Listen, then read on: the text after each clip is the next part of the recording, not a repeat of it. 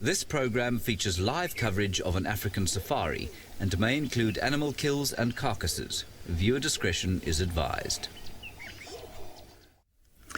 Good afternoon, everybody, and welcome to a blustery sunset safari here on the western fringes of the great Kruger National Park. We're at Djuma Private Game Reserve. Those are some Impala standing beneath a leafless Cambretum tree and an even bigger marula tree. Here, where the temperature in the midwinter is a very chilly 83 degrees Fahrenheit or so, 29-ish, or 28 and between 28 and 29 Celsius. It's a really magnificent day, but for the slightly strong wind. But we won't complain too much about that. My name is James Henry.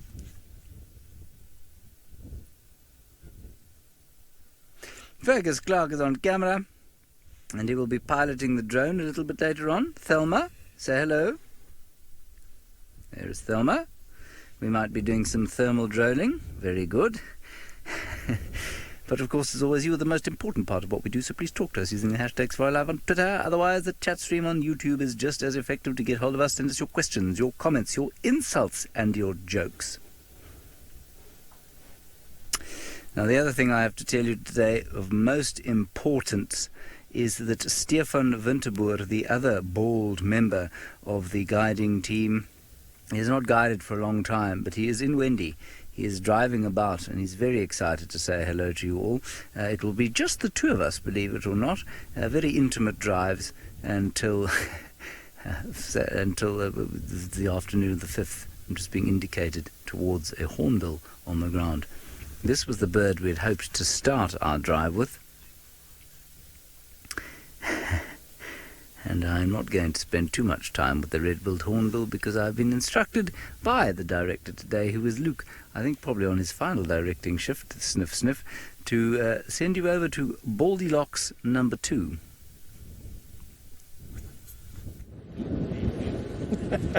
I can only imagine it's Goldilocks because we both share the same amount of grey hairs in our chest hair, I think, as James and I. Definitely not on our heads. Hello, everybody. My name's Stef Winterboer, and I am going to be joining you with James over the next couple of days. It's just the two of us at Djuma, and I am really, really looking forward to exploring the bush with you from a vehicle, which is a rare occurrence for me, in actual fact. Normally, I'm walking around and enjoying that. But every now and again, it is nice to get into a car, and I must say that I'm feeling quite positive and quite energized about being in here. As James mentioned, I am with Seb today on the drive, and he was going through the weather predictions here for the next couple of days. I only predict the wind is going to pick up. The reason for that is that South Africa's just had its first snow for the winter, and for our dry season, the snow has fallen onto the mountains that ring the central plateau. They're called the Drakensberg Mountains, and you would have noticed Taylor and Tristan and James and everyone speaking about them from time to time. We can see them in the distance from Djuma, and if we're very, very lucky, we might see some snow tomorrow morning when we wake up from here. It's only happened once in all the years that I've been working in the Sabi Sands, where we could see snow on top of the Drakensberg from here. But I was sent photographs from the Western Cape this morning of friends of mine whose kids had built snowmen, so enough snow to fall low enough down on the slopes for children to have snowmen. Now, James, you say what a treat having me in a car. Thank you very much. It is actually quite nice to be in a car, James. I must be honest with you. It's like I said, it's nice. It's different to being on foot, and it's different because your focus is on different things. Being on foot, you try and avoid the big things unless it's safe to view them. Out here, you actively seek them. And so it's going to be interesting to see what the next couple of days holds in store for us to find out here. It's going to take me a few hours to get my bush eyes set into the Foster pace, even though I am only driving at 0 kilometers per hour because this speedometer is broken. But anyway, you're going to go and see what James is up to, and we're going to take a turn out towards Sydney's dam for you. We are going to go towards Beefleshoek Dam and see if we can find where Tingana was earlier today when he scavenged a kill from some wild dogs that left the remains of an impala on the northern side of the water and back north. We'll see what we can find there. Tlalamba was also around there earlier today, so we might find her as well. And we'll find whatever else we can on the way there. You are welcome to send through your requests. I will studiously ignore them all, and no, I won't. I'll do my best to acquiesce to them to the best of my ability, but I am going to start with Tingana. Hopefully he's still there to give us a good solid start to the next 3 hours or so. It really is difficult to believe that this is midwinter. In fact, as I say that, I realize that I've left my jersey behind. And what? Overcated. You've overcated, okay, good. We'll have to borrow one of Fergus's. Otherwise I shall become beastly cold later on. Or I suppose I could nip home and get one. As I left my room, I said to myself, you know, I think the one thing you don't have with you is a jersey. You must go back and get one. And then I didn't do that. Oh well, c'est la vie. As I always say, this time of the day, when the light is quite harsh, it's really can be quite difficult to appreciate the beauty of this place, but in just about an hour the light will soften substantially and suddenly these winter colors pop into all of their glory. A lot of you saying you haven't had Steph and I on drive together for a long time. Steph and I did a drive together other than for TV shows. I think we're losing a bit of signal. Let's go back to couldn't be. It's like James and I are going to be signal hunting a lot today because the signal comes and goes. As you know, bringing you a live moving show from these vehicles in the remote location that we do have it from, it has its challenges from time to time. Now, the reason why I'm going towards Sydney's Dam and I'm on this road that we're on at the moment is because it's hot and it's dry. Now, although we are expecting it to change dramatically, you're going to see a snowman on this vehicle tomorrow morning if this cold front actually does hit us like it's planned to do. The days are very dry, and animals will start to prioritize staying hydrated or over staying nourished as this dry season and as this winter progresses. And so what we'll start to see is animals not moving too far from watering points and pans and dams and bodies that hold a little bit of water as we start to go towards the rest of the year. And you know, I was explaining to a friend today how I cannot believe that it's July already. It really is astounding if I start to think back at what all has gone this year and how much we've done.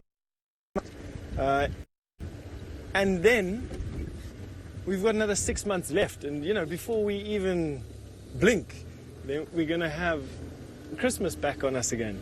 Just really tough to imagine. You know, we got the coldest day of the year so far, fast approaching tomorrow, and I'm already starting to think about Christmas. But what I actually wanted to show you was there in front of the car, right there, competing for shining with my bald head, are the tracks of a herd of elephant that have crossed the road during the day.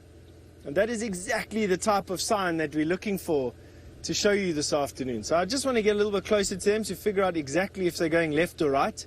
From this particular angle, it's quite difficult to say with any certainty, at least for my skill level. So I just want to get a bit closer. And now you can clearly see, let's see if you can get this one here. That's there.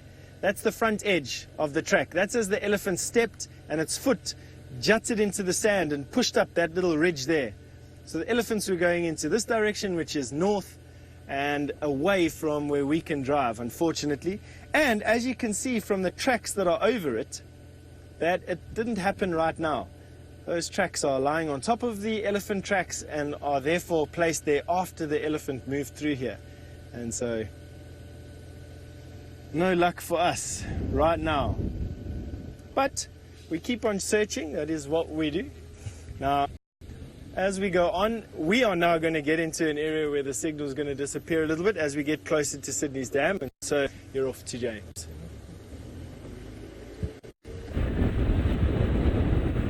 I'll be astounded if our signal survives up through this. The jigger has been pretty good late, so maybe we'll be lucky. If it does dip a little bit, don't worry, by the time we get to the top it'll be fine. Let's just keep going up here. If you've still got us, then we're okay. Still got us? Well done, jigger. You foul old bat.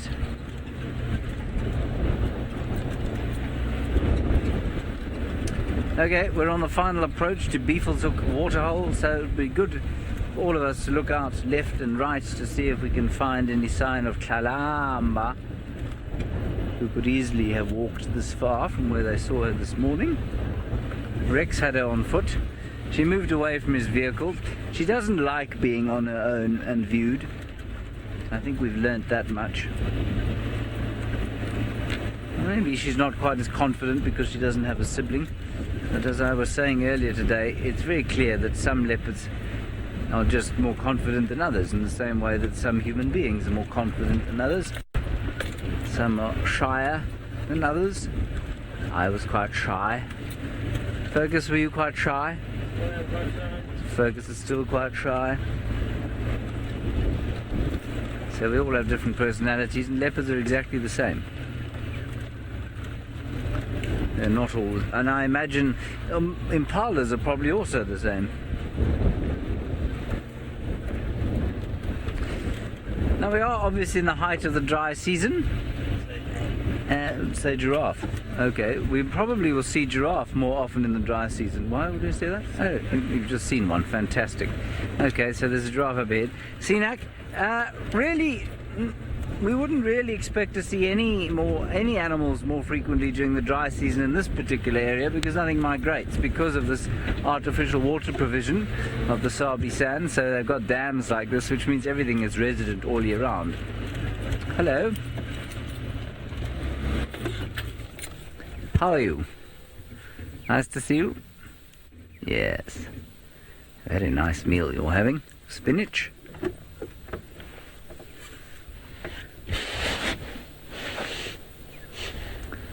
I feel like the car is slowly drifting backwards. Yep, it is.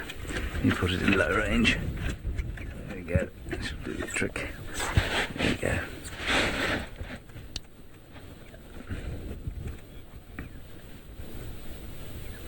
No, Ferg wasn't doing a flow zoom out. We were just slipping backwards. But thank you for that, Lucas. So a gorgeous giraffe.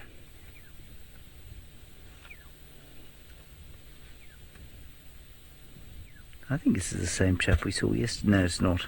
He's got symmetrical horns. Yes, my safari is quite dark. I wouldn't say he's very dark, but he's darkish. Which, it's not unusual. The males do tend to get slightly darker as they get older. And he's definitely not a youngster anymore. So I suspect that he's just getting on. He's probably about 14 years or so. Apparently they can live up to about 20.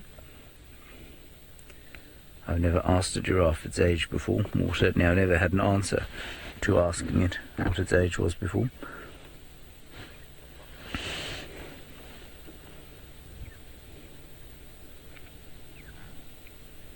Look at that tongue moving. Another silent afternoon, just a bit of wind, and in the distance a black-headed oriole going chew, chew, chew.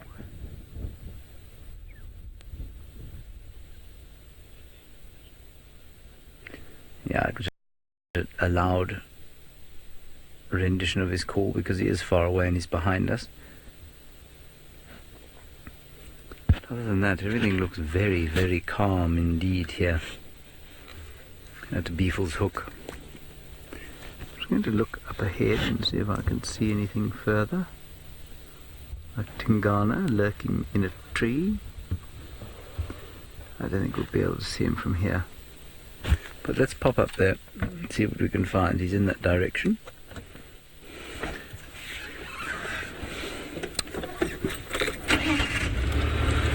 Goodbye, Mr. Giraffe. Until next time, we'll be going to see a leopard up over there.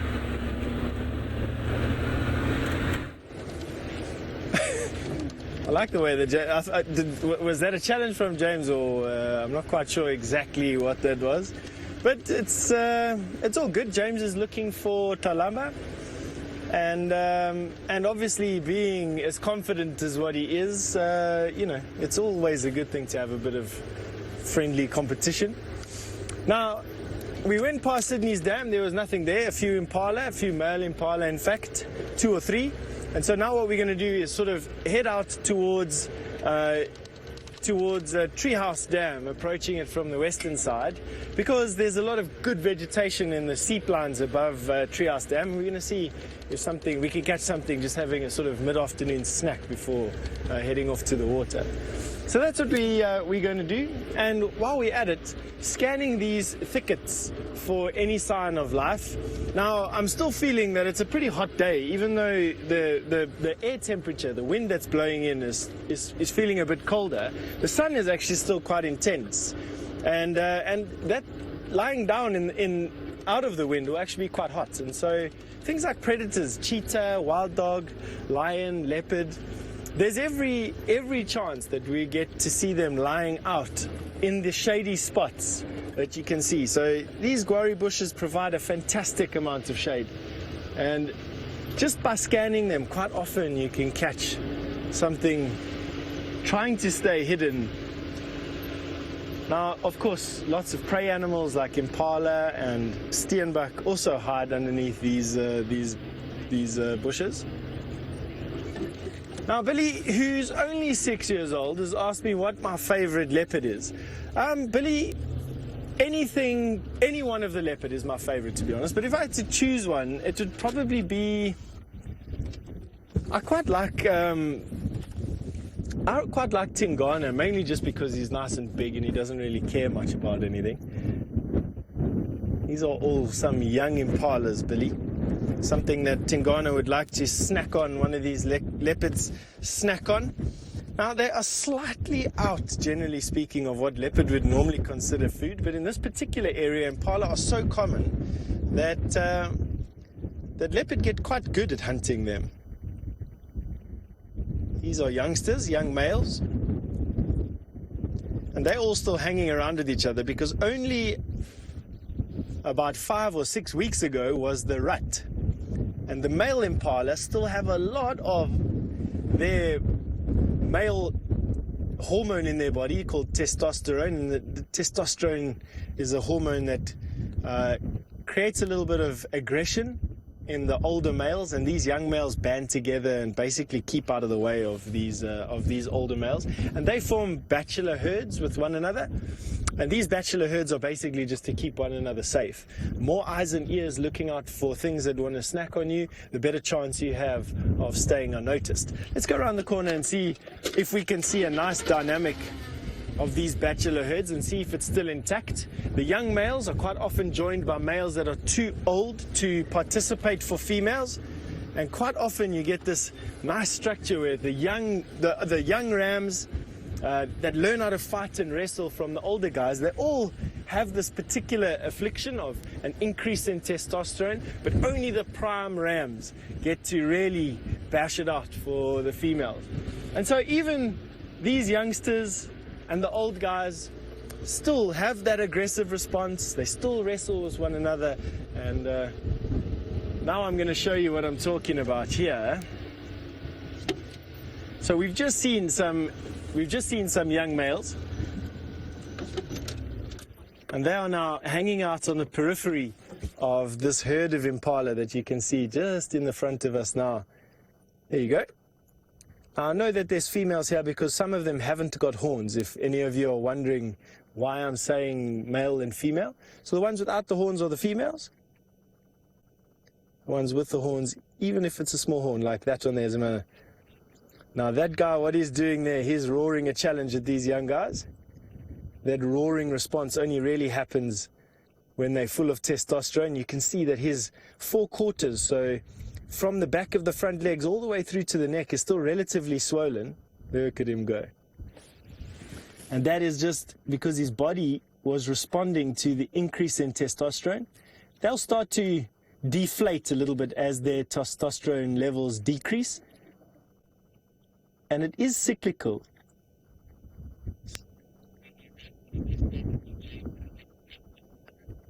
I quite enjoy these things. All right. Now, from one thing roaring to another. Off you go. Here we are with this other thing that isn't roaring at the moment, nor is he sawing. He's sleeping. Tingana, just below his tree. He's stashed a little bit, well, he's got a little bit left, I suppose, of his Impala kill. You'll just see a bit of brown sort of in that fork there. I don't think he's going to be going very far today. So I think we'll sit with him for sort of 2 segments or so and then go off and see what else we can find and maybe pop back here as it gets a bit cooler. Oh, he's put his head up. Huge action here. Ooh, can he see you or smell? Is it maybe another leopard? Is it a hyena? Is it nothing at all? Nothing, no.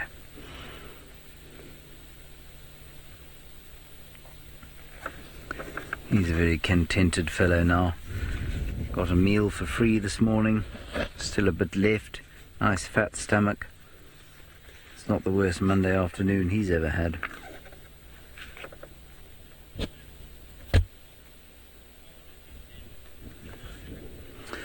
Sharon, no one really knows the answer to this question because nobody's actually ever measured them. Now, you will hear people in this area saying that the Anderson male is, at least 90 kilograms. He's the biggest leopard that history's ever known. He's the most massive cat in the whole world. He's so big and intimidating and much stronger than anything else in creation. Well, because people, I'm obviously exaggerating slightly, because people do exaggerate about the size of these animals, and they don't really know.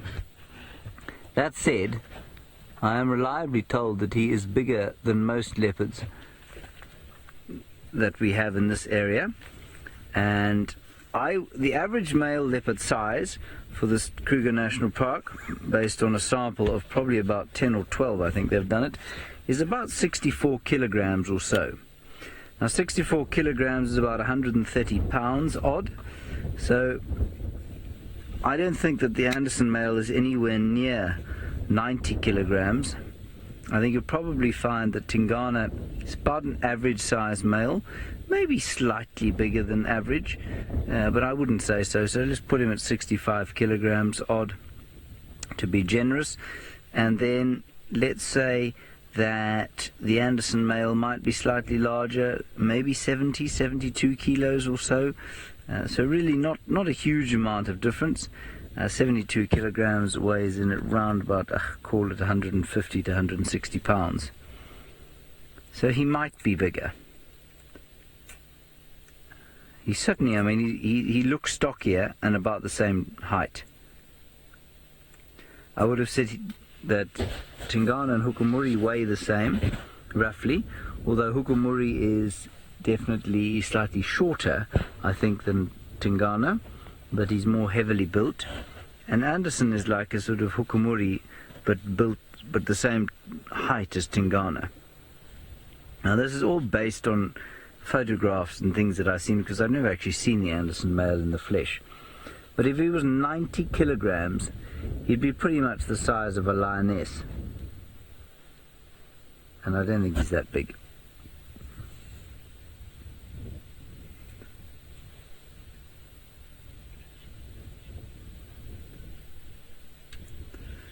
I'm not sure entirely that I can answer that question, Romit. How fast would he digest a pound of meat? in theory, he could eat about a third of his body weight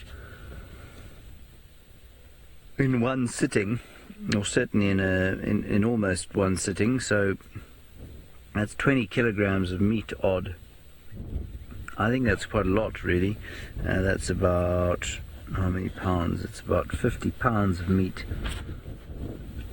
And he digests all of that completely in probably about 5 or 6 hours. So very fast digestion they have. But how long exactly it would take for him to digest 1 pound of meat, I'm really not sure, Romit.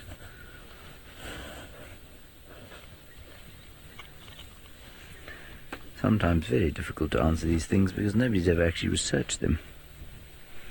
And as I quite often say, it's sometimes quite difficult to give accurate answers to, for example, how much does that animal weigh? Because unless you are quite careful about the source you use, it really can be quite difficult. So the reason I say this, and I've shown you some of this before, but I'm going to do it again. You'll hear people say, well, the Anderson male weighs 90 kilograms. Well, I mean, nobody's ever weighed him. I don't think anyone will weigh him, certainly not in his prime, unless he's killed by something. And so you go to a textbook like this Smithers Guide to African Mammals that I've got, which is basically a summary of just about every paper you care to think of to do with the animals in question, to do with every mammal in the southern African subregion. And when you look at it, you see, for example, that the sample size of leopards in the Sabi Sands that was sampled in 1993, no less, is about 27 odd. So 27 animals were measured. That's all. So really not a lot at all. In fact, only 6 in the Kruger National Park. Only 6. All right, we're going to sit here for one more segment. In the meantime, let's go across to Stefan, who has got a flappy thing. One of my absolute favorites is these little golden-breasted buntings. I'm very, very happy to show it to you today. They normally don't sit still at all. And we've got this one sitting dead still just for us. So screen grab it, archive it in your bird lists. The golden-breasted bunting with its zebra-striped helmet and its beautiful chest, which in some lights is actually quite golden. And there you can see that this, as soon as the wind blows its feathers up, it's actually got some black skin. I've never seen that before. How cool. We're just taking it easy. It's nice to know that you've got Tingana on with James at Buffelshoek Dam, and that he ended up spending the whole day lying out here. It's quite nice. He can walk incredible distances during the day, and on a day like today, which has got the wind cooling you down, we're actually quite lucky to have him lying around still, and that's quite nice. So while we have him, we're absolutely going to enjoy him, because who knows where he's going to go after this, and after how long it's going to take before he decides to come back again. Male leopards obviously have territories that they defend, and they defend it from other males, and inside these territories are female territories. And so by a male defending the largest territory that he can, he has access to the most females that he possibly can have, and that obviously secures his genetic code into the leopard of this area. And so it's important for Tingana to make sure that he constantly pushes these boundaries out as far as he is able to. But of course, every other male leopard in this area is doing the same thing. And they will push in from the north and push in from the east. And so if he doesn't patrol enough inside his area, which in a way is actually a way to show the females in that particular area that he's fit and strong. Male that holds the largest territory for the longest time has to be the biggest, strongest, fittest, most active, most cunning male that there is. And of course, they also need to make sure that only the strongest males get to mate with them. And in that way, leopard genes are just sort of strengthened throughout the eons. Now, Costa, you'd like to know what is the size difference between the males in the different territories? If I got that right, Luke, just to reaffirm that Costa's question was just about male sizes. So male territories versus female territories, Costa, excuse me, I'm just getting used to speaking and hearing voices in my head at the same time again. On average, Costa, and we're working in hectares here, male leopard territories are about 5,000 hectares and female leopard territories are 2,500 hectares. But that shrinks the closer you get to a river and the denser the bush gets, and widens the more open the plains are. So plains are dominated by lions and hyena, which outcompete leopard. Riverine bush, leopard it's their favorite hunting places, and so more leopard can fit into a smaller space. But on average through the Kruger National Park, it's about 5,000 hectares for a male and 2,500 hectares for a female. To put that into context for you, lion pride territories, so pride territories are around about 5,000 hectares per pride in the Kruger National Park. So fairly large for leopard, to be honest with you. And it'll shrink, and their edges are like amoeba-like. They will change direction depending on what leopard puts pressure where. But James is the one sitting with the leopard, so why doesn't he carry on the story?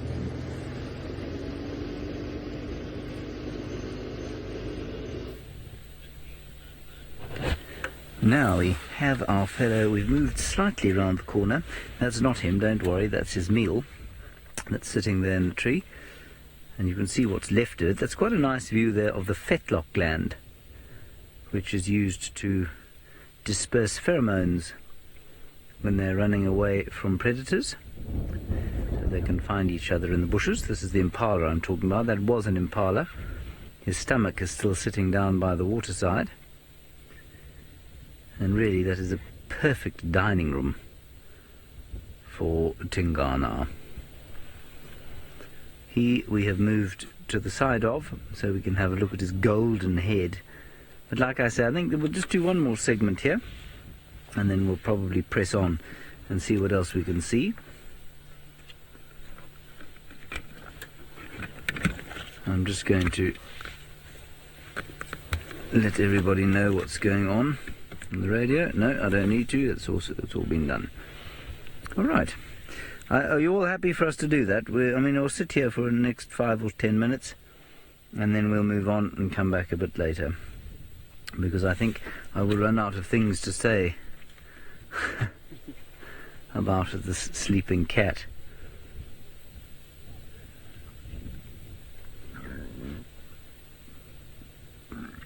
You can let us know, of course, on the hashtag #SafariLive. He's got a remarkably unscarred face, I think, for an 13-year-old leopard.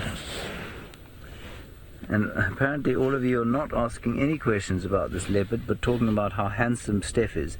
Now look, that's all very well, but let's keep it focused. Let's keep it focused on the real handsome man, and I'm certainly not referring to myself. I'm referring, of course, to Tingana and Fergus.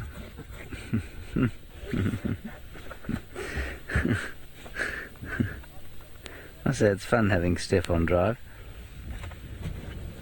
Again, many of you will be pleased to know also that Baron is coming on the 5th. He's going to drive for us for a few days. In the lead up to the TV shows, we need as much help as we can get, so Baron is coming to help us out.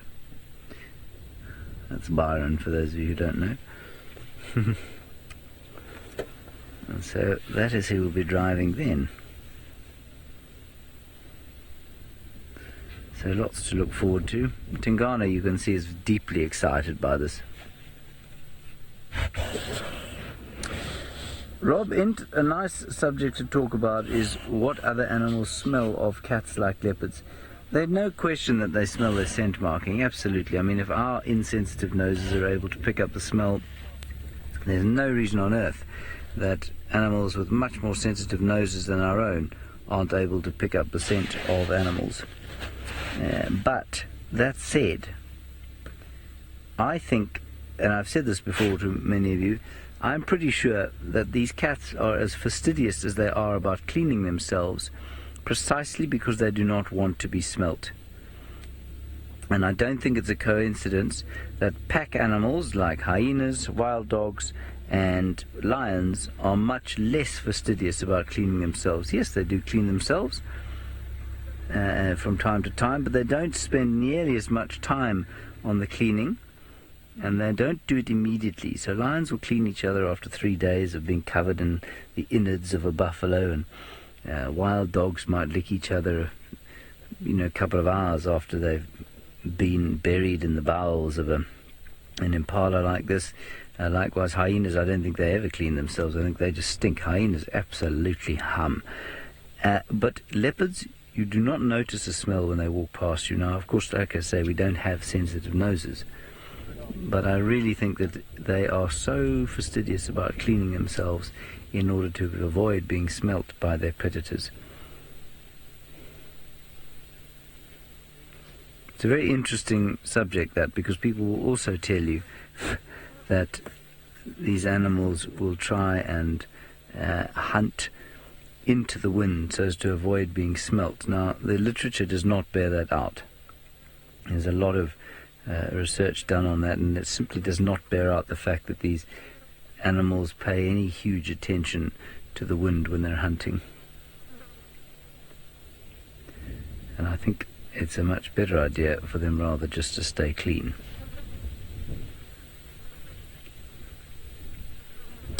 Okay, there are other people who are going to come into the sighting, so I think what we're going to do is move away.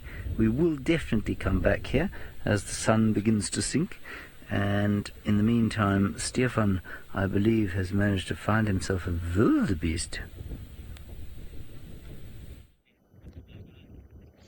That is the amazing thing of being out here, is you can leave a leopard sighting and you can say with some confidence, we'll be back later. I think we forget how special it is, this place that we're in. And I have indeed found some wildebeest. This is about the sum total of the amount of wildebeest we're likely to see in South Africa in any one place. Obviously there are some larger concentrations, but nothing like we find in East Africa, many thousands of kilometers away. And that is because herd size is determined by topography and vegetation. And here, the topography is very undulating. It's not flat and open, and it is interspersed with thickets of vegetation around rivers and around forests, and that all fragments a herd into tiny little groups.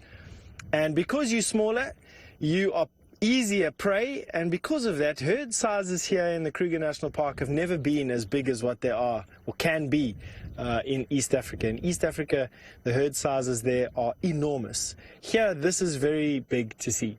In fact, I haven't seen bigger herds of wildebeest anywhere in the Sabi Sand, except for here, like this. Up near Satara in the central Kruger National Park, where you do find a little bit more plains of grass, you find about the same number hanging around together, and you may find more groups this size in a closer proximity to one another, but this is pretty much as big as what you get. Now, these are big. These are, generally speaking, outside of the prey size that leopard would generally take, but a big guy like Tingana would absolutely try an injured or old wildebeest, and definitely young wildebeest are on his menu. And he will try his best to try and take one if he could. Leopard probably being the most opportunistic hunters. And there I will agree with James totally, where I haven't really noticed that the big cats, including leopard, hunt with any specific frequency into the wind, or keeping their noses into the wind. I seem to think that it's got a lot more to do with available cover and the general direction that animal is moving in, rather than wind direction, to be honest. I must say I'll agree with James, but it's literally just based on my experiential knowledge and observations. There could well be a scientific report out there that suggests otherwise. Now, Brent, you'd like to know why they're referred to as the blue wildebeest. I don't actually know, to be honest. I know that their other common name is the brindled gnu, and that comes from those stripes that you see on their coat that you'll see when we go in a little bit closer. You'll notice some stripes just behind their front leg. That brindled pattern there is where they get their name brindled gnu from. And the gnu is from the noise they make. They make a sound very similar to that. But James has got a bird, and so before it flies away, off you go.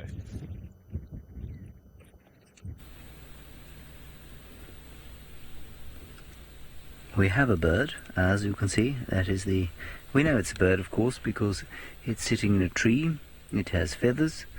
It didn't climb up there. It most likely flew up there, and so therefore is most likely a bird. That's how we know. It's also got a beak. I haven't seen it lay an egg, but I'm pretty sure it's a bird. This bird is a juvenile batelier. Now, how, you might say, in the name of sliced bread, have you figured that one out? Well, I say to you, it's a bit of experience. You know what they look like after a while. But the key thing here, if you happen to find yourself birding in an area where bateliers live, and you are not particularly au fait with young ones, basically it's got an almost bald face. You can see that face there, which will eventually become race. He's got a big head, he's got featherless legs, and he's a chunky bird. He's a chunky eagle, much more so than, say, a brown snake eagle, which you might confuse him for. He's just got a sort of chunky, stocky look about him. And it's not surprising to find him here, because bateliers are scavengers, and the stomach of the impala that Tingana hung in the tree not too far from here is sitting down by the water's edge, as I mentioned, and I'm pretty sure that this fellow is going to go and have a go at that as soon as we leave. Now I'm just going to be quiet. There's an interesting bird calling. It's not that batelier. There. It's an acacia-pied barbet. I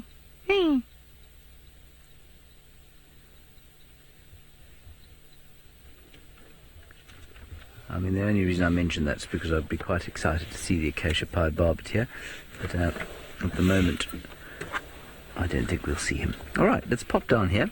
We can have a look at the stomach. Delicious looking stomach.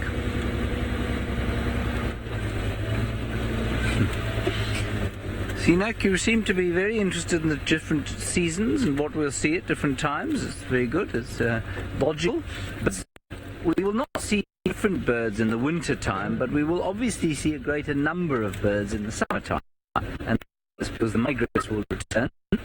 All migrant birds are absent at the moment, and so we will see them. Now, there's a beautiful starling that has been sitting next to the stomach of this impala for some time. Unfortunately, he's now flown off. Can you see the stomach there? We'll just stop there. There is the large stomach, and you can't believe that it fitted inside of that impala. So, Sinak, I think roughly, what is it? It's probably, I'd say about 50% of our birds migrate. And so, you know, you'll see 50% more birds in the summertime. You'll also hear all of the birds a lot more loudly in the summer. They call much more. So I'm not going to get out and prod about in that, because I think that there are birds hoping to come down and have a look. But in the meantime, I believe that Stefan would like to tell you even more. Ooh, hang on, before we do that. Oh, that's the batelier. Let's go back across to Steph and his wildebeests.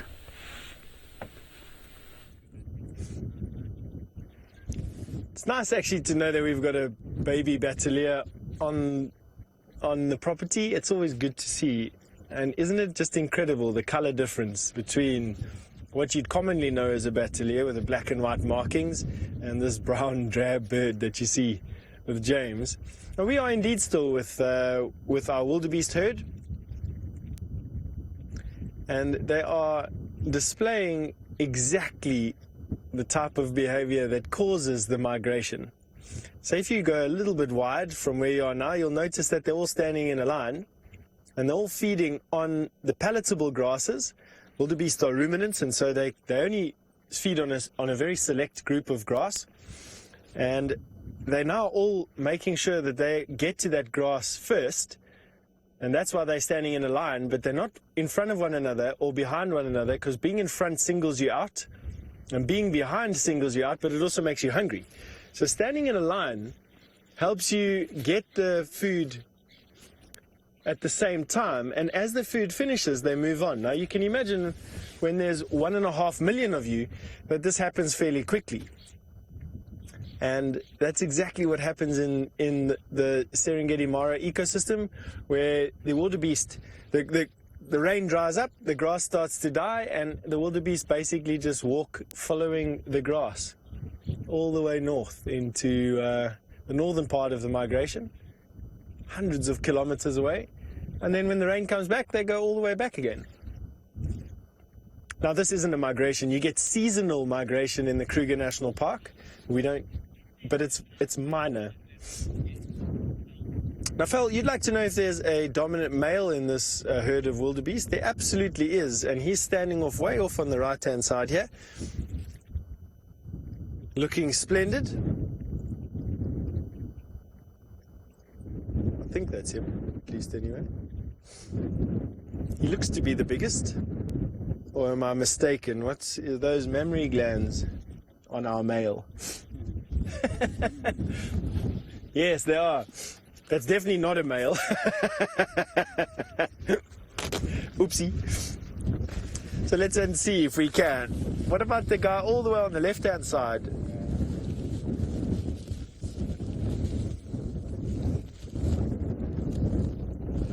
He also looks pretty big.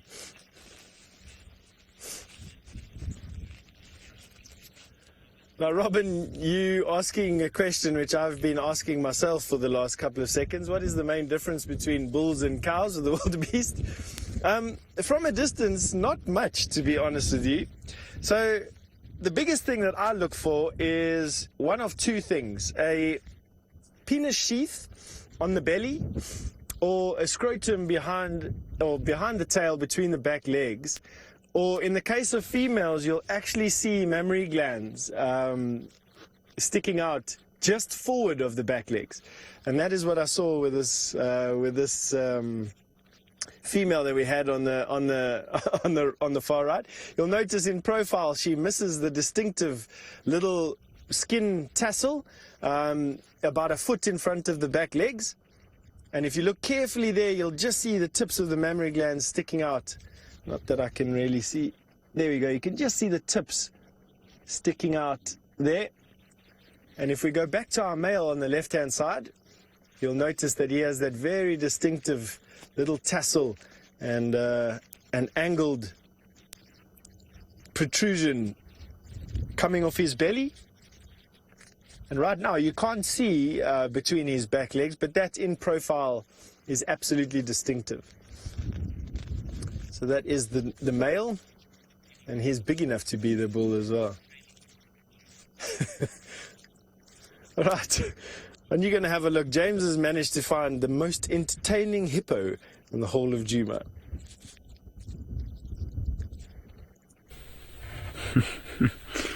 Yes, blow me down if the most boring hippopotamus in all the world has managed to find himself a lady. Look at that, hey?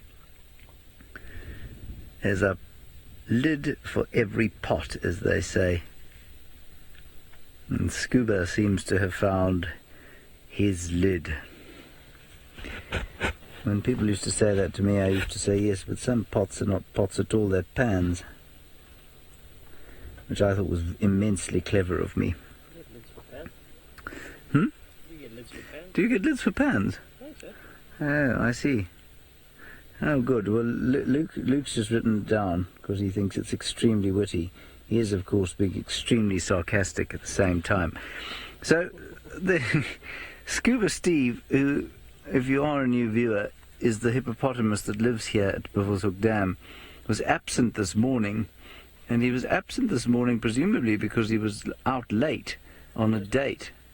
and he managed to convince the lady with him to come home with him, which I think is quite astounding.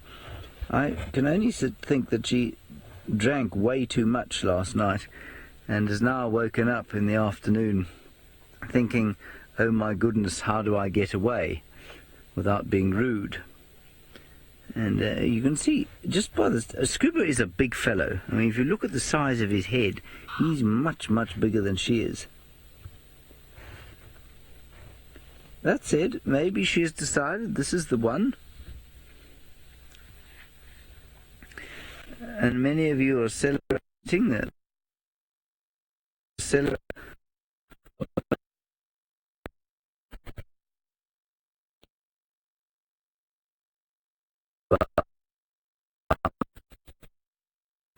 Yeah, definitely a great, very awkward silence now. Around each other.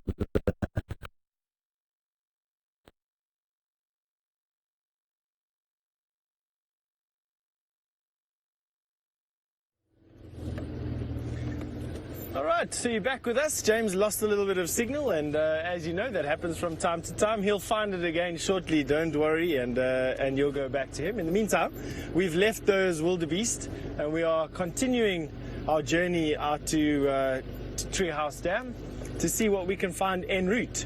Now, as we quite rightly predicted, in these areas where grass is still plentiful and the grass is of a good enough quality, we found some animals. We found the wildebeest and we found the impala a little bit earlier, and I'm hoping that we get to see some zebra or some elephant or perhaps even some buffalo over the course of the next few minutes. I did see some buffalo dung a little bit earlier, and I don't know if there have been buffalo on Djuma over the last couple of days, but it would be quite nice if they do start coming through. As James mentioned a little bit earlier, we're most likely going to see more of the animals we've been seeing through summer, and that's because they start to concentrate around the watering holes. And where we went from seeing one buffalo every 2 weeks, we'll start to see one buffalo every week, and hopefully herds of buffalo every couple of days towards the end of the dry season. And of course, buffalo are followed by lion. And hopefully the lions start moving around a bit, at least moving towards water, and of course setting up camp at these watering holes where we can get to see them a little bit more often.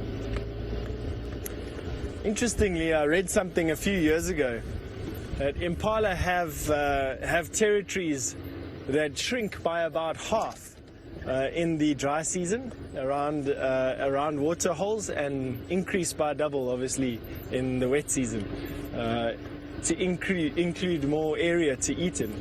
Just sort of pretty weird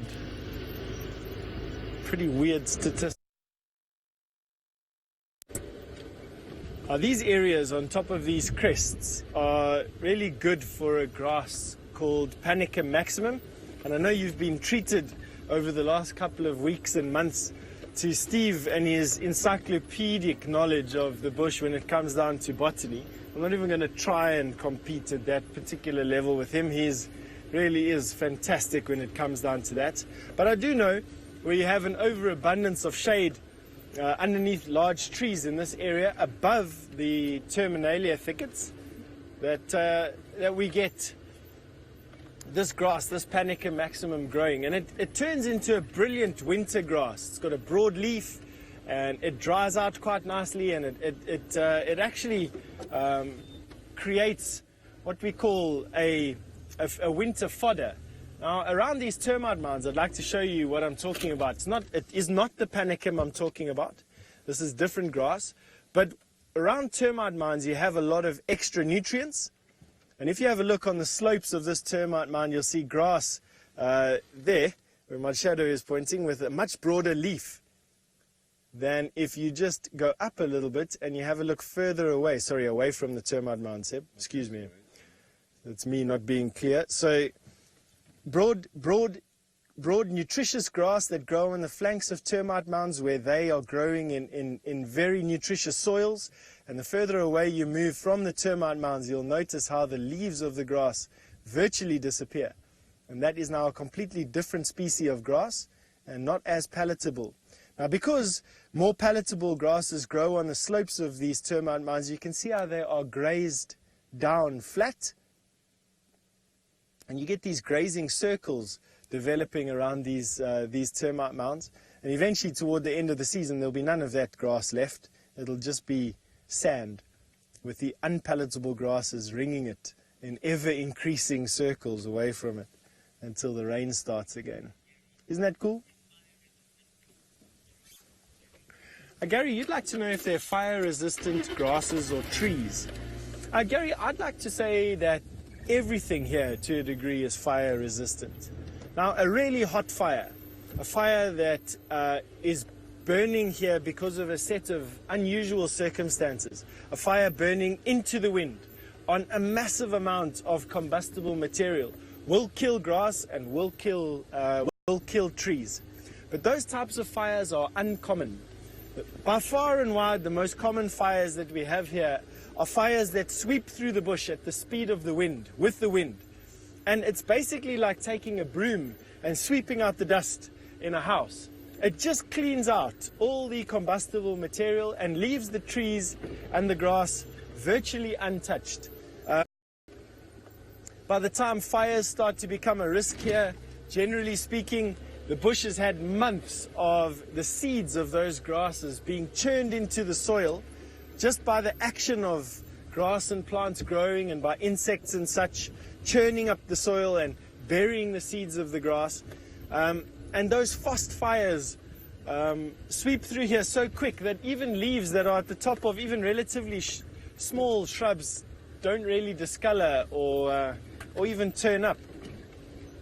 So I would say that almost everything here, to a degree, is fire resistant, and the fact is that fire has been part of this environment for forever, basically. We've got a colony of dwarf mongoose here, so I'm just going to reverse a little bit. A troop, not a colony, I should say. Excuse me, I don't know where my English is going. So let's just switch our car off here.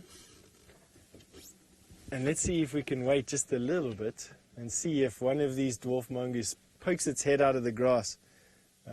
Where you're busy having a look at now. You may have heard a shrill little whistle there if the microphone was sensitive enough for that. That's the alarm call. Now, these little dwarf mongoose hang around in family groups together, an alpha pair, basically mom and dad, that along with their sub-adult and adolescent siblings look after the babies of the troop, and they forage for insects mainly during the day, and let's hope one sticks its head out of here and gives us a view of them. That's probably the most likely place that they'll come out there, Seb, where you are there now. They're very inquisitive, and what I'm hoping is that one of the more inquisitive of them sticks their head out and says hello. Come on, don't be so shy. I didn't give you a big fright. Now, this could be just because this troop doesn't get to see vehicles or people that often. There are spaces on this reserve where animals won't see vehicles or people as often as what others would.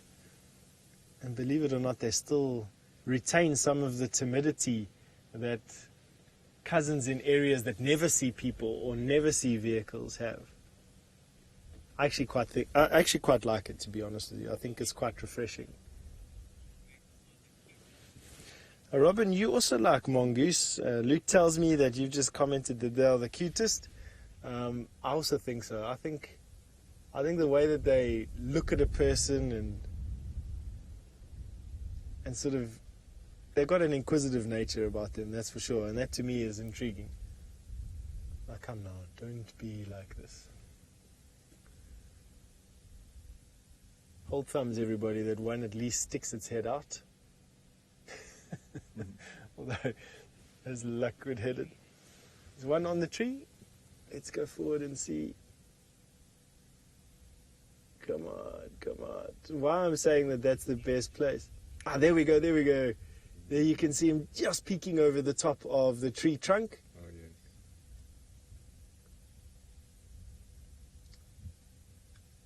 There you go. For those of you seeing dwarf mongoose for the first time, they're fairly common. Mammals that we have on Djuma, with them having territories that they defend against other families, and these territories are relatively small, and so we see them quite often. But it's always nice to see these timid guys sticking their head out and obviously just keeping a beady eye on us. And they'll be hunted by big birds of prey. That bateleur that you saw with James a little bit earlier on won't think twice about snatching an unwary dwarf mongoose off of the ground. And because of that, they actually put their inquisitive brains to use, not only in all the inventive ways that they can forage, but also in placing sentries. And these sentries will use elevated positions to scan the skies for any raptors, and they have a very specific alarm call which causes the rest of the family to scurry away undercover, and they'll have one for raptors and another one for snakes and another one for leopard, and proper communication with one another. Now, see, Nak, you'd like to know if they can attack other animals because they're so small. Now, see, Nak, they absolutely can. And what is fairly unique amongst mammal carnivores is that they can hound something together in a group. Now, we quite often reference the large cats here, lions in particular, that hunt very large prey by hunting cooperatively. Now, mongoose are the other mammals, the only other mammal carnivores other than the wolves, other than the canids, jackal and wild dog in Africa at least anyway, who will hunt collectively. And they can bring down, they don't course animals, of course, mongoose, but they will quite often hound snakes, and if given the chance, they will kill snakes much larger than themselves and feast on them. Generally, though, it just seems to be a free-for-all, I must be honest with you. Now, Minamu, you've brought on an interesting topic. Can mongoose survive the bites of venomous snakes? Minamu, yes, they can. They seem to have an immunity to snake venom. No one really knows why or how, not at least as far as I've ever read. But they tend to be a little bit more immune to snake venom. They can take a bite from something like a cobra and not be as affected as anything else. But I can assure you, though, that given a proper bite and enough venom, that a cobra or a puff adder or a black mamba's venom is enough to overpower a mongoose, especially one with such a small body size. And while they do have a degree of immunity, they're not completely immune to the bites of these snakes. And quite often you'll find black mamba coursing after mongoose. They're not shy about chasing them away, mongoose to snakes, but absolutely, a large mamba will make a meal of these mongoose as easy as a large puff adder would. Now, you might be wondering where James has gone. We are having a little bit of difficulty with Jigger at the moment, and so Alex and James are working on it as hard as what they can, and so they will join us in a little bit. And so you'll just have to put up with my droning on for the next couple of minutes. Now, this is actually the first time that I'm driving on this road in a vehicle. I've run this road countless times with James exercising, but I've never driven it before, and so it's actually quite nice. I couldn't understand why Rexon, when he designed this road. All right. So as I came around the corner, Seb, over my shoulder, noticed that the mongoose. There we go. This is where they're going to be denning for the night. mongoose have, or dwarf mongoose at least anyway, have dens that they sleep in. Every single night they den up in termite mounds. And they do that specifically because termite mounds are warm and they have these cavities in them that allow the mongoose to stay warm. And they'll have many of these dens all over the place, all over their territory. And what they'll do is one will go in and check it out for snakes. And once they find a suitable one for the evening, they go in. And the next night they sleep in a different one so that they don't get trapped in there by a snake. Now, Sal, very similar to to meerkats, mongoose will defend their territories firstly with non-aggressive means. So they'll do it with posturing at one another, lots of mobbing, mock charging. They'll do it through signals left on grasses and in latrine sites all over the place. So using olfactory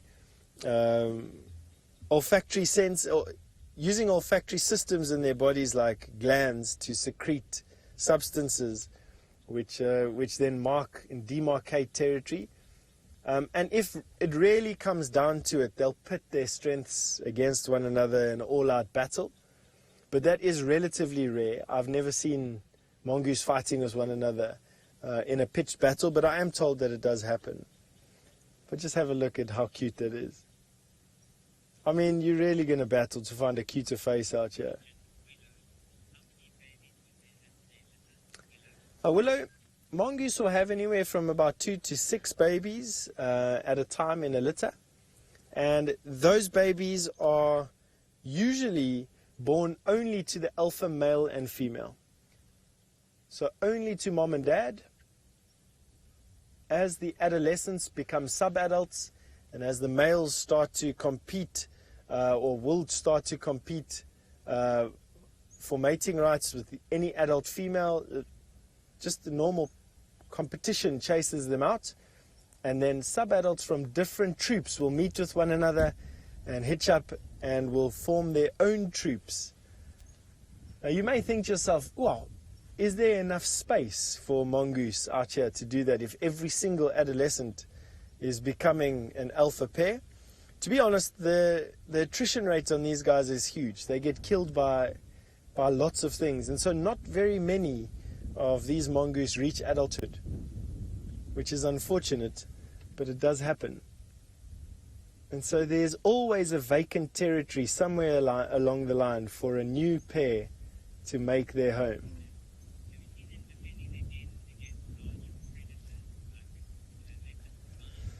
Sinak, you ask if I've seen them defending their lairs against larger predators like leopard or lion. I haven't. I've only seen dwarf mongoose fall victim to the larger predators. In fact, I watched a male leopard once, many years ago, basically jump from bush to bush where he had managed to isolate mongoose. There's one on the termite mound in front of us there.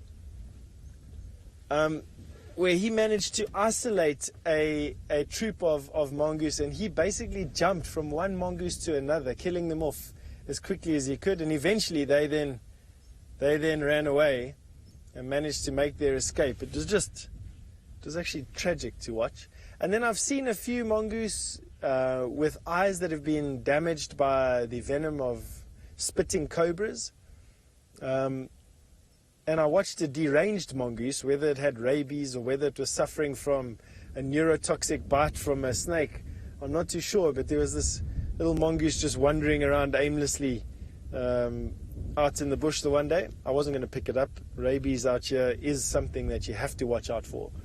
And so I just left it to fend for itself, unfortunately. These guys will catch the last little bit of sun and then they'll go underground for the evening. Joy, you ask an interesting question. What is the collective noun or correct name for mongoose babies? Kids, cubs, or I couldn't catch the last one, Luke? Pups. All right, pups. That is a very good question. So what I'm going to do is consult this massive library that I end up bringing out with me on these things. And the reason why is because if I don't, then there's no reason why I do bring this massive box of things out. And so it gives me reason to consult. So what I'm going to do is consult a book called Behavior Guide to African Mammals, and in it is pretty much everything that you need to know about these types of animals. And I must be honest with you, mongoose, $2.95. This is a fantastic book to have. It really explains everything about their about animal behavior. So this is now a slender mongoose. Let's go to dwarf mongoose. White-tailed mongoose, no. Yellow mongoose, no. Dwarf mongoose. There we go, and you can see how much information is on just dwarf mongoose. Incredible, eh? So, fetuses, 63 litters born in 5 of the packs, 42 males, 6 litters. Doesn't say anything about younger sister, pack sometimes. Luke has just waded into this and has said that according to Google, it's pups, which makes sense, I suppose.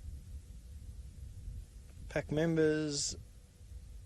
Let's see if we can find something that contradicts that. No.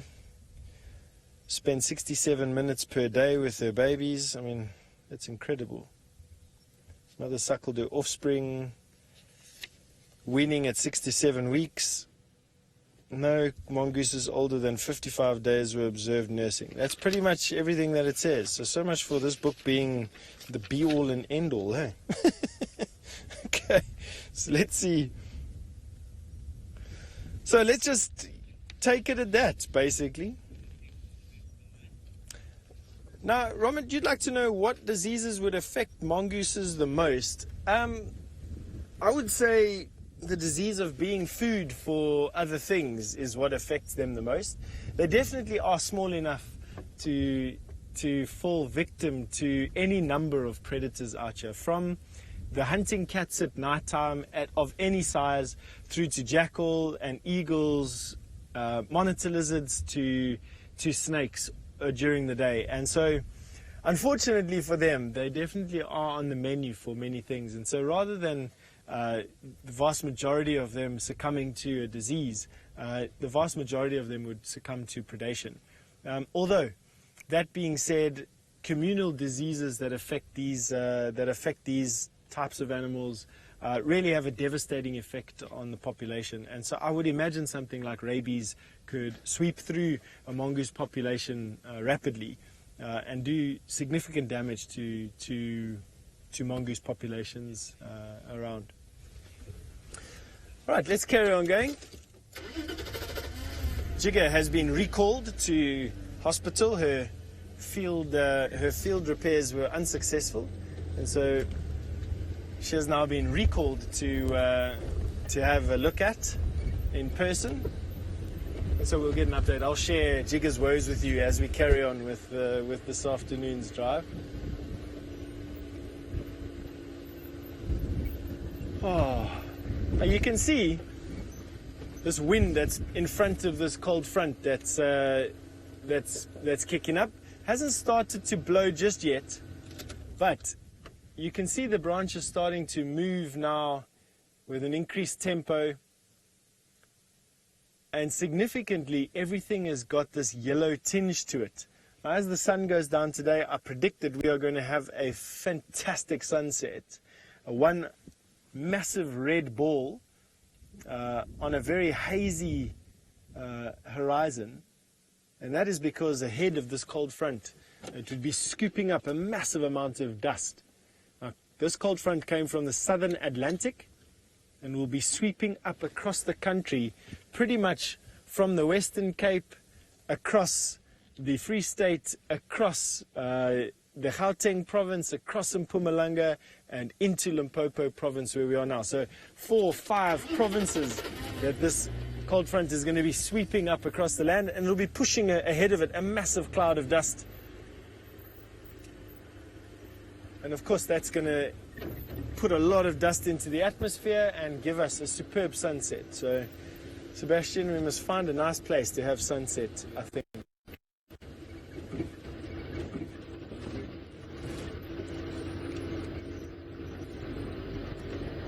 Wow, we've got a bird party in front of us. Now, Magic Dragon Wizard, you've just asked an interesting question. Who is Jigger? Jigger is one of our vehicles.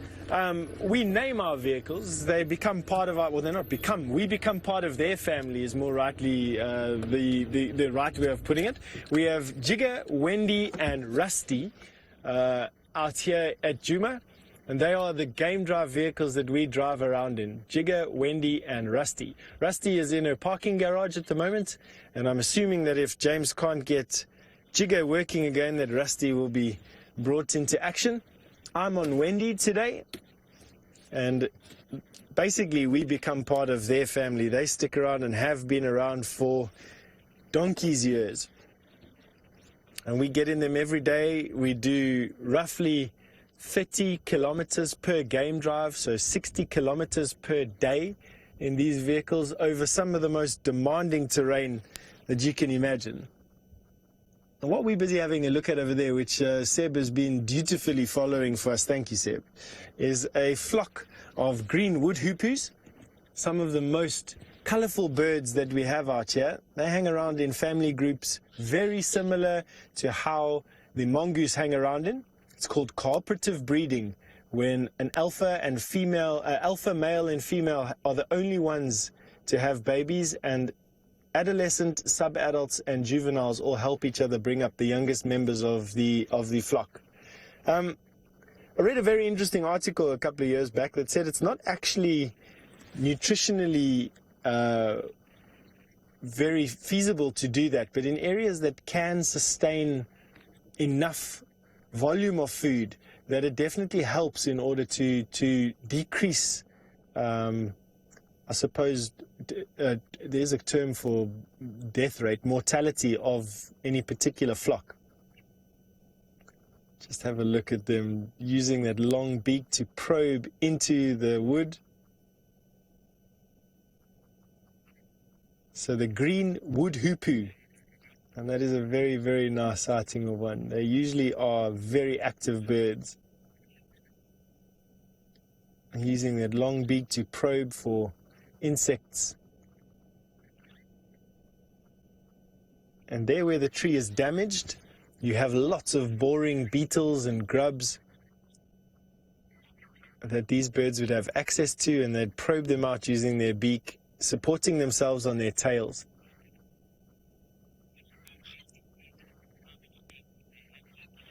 Sinak, you'd like to know when is their mating season and how many eggs do they have? Now, Sinak, you're going to have to excuse me while I consult my library to answer your question, because that type of information doesn't stick long in my mind, unfortunately. But luckily, I have Uncle Roberts to help me here, and I can answer your question in a little bit. Now, Sinak, you asked if they have any mating rituals, and I'm sure that they do, where males will entice a female. But once they become a bonded pair, there's not much mating rituals, but there is much strengthening of the bond between a mated pair. And very similar to parrots, they will do a lot of singing together. They make a hell of a noise, these birds, to be honest with you. They shout their territorial songs quite often with one another, bobbing their heads up and down. And you should be able to find out there on the web, green wood hoopoo dancing would be a very common video to find out there. It's something that you could film quite easily. All right, so let me see if I can answer your question Usually nests in natural tree cavities, but old woodpecker and barbet holes. Incubation period is 18 days. Chicks fed by members, parasitized by honey guards. No, doesn't say anything in my book at all about how many eggs and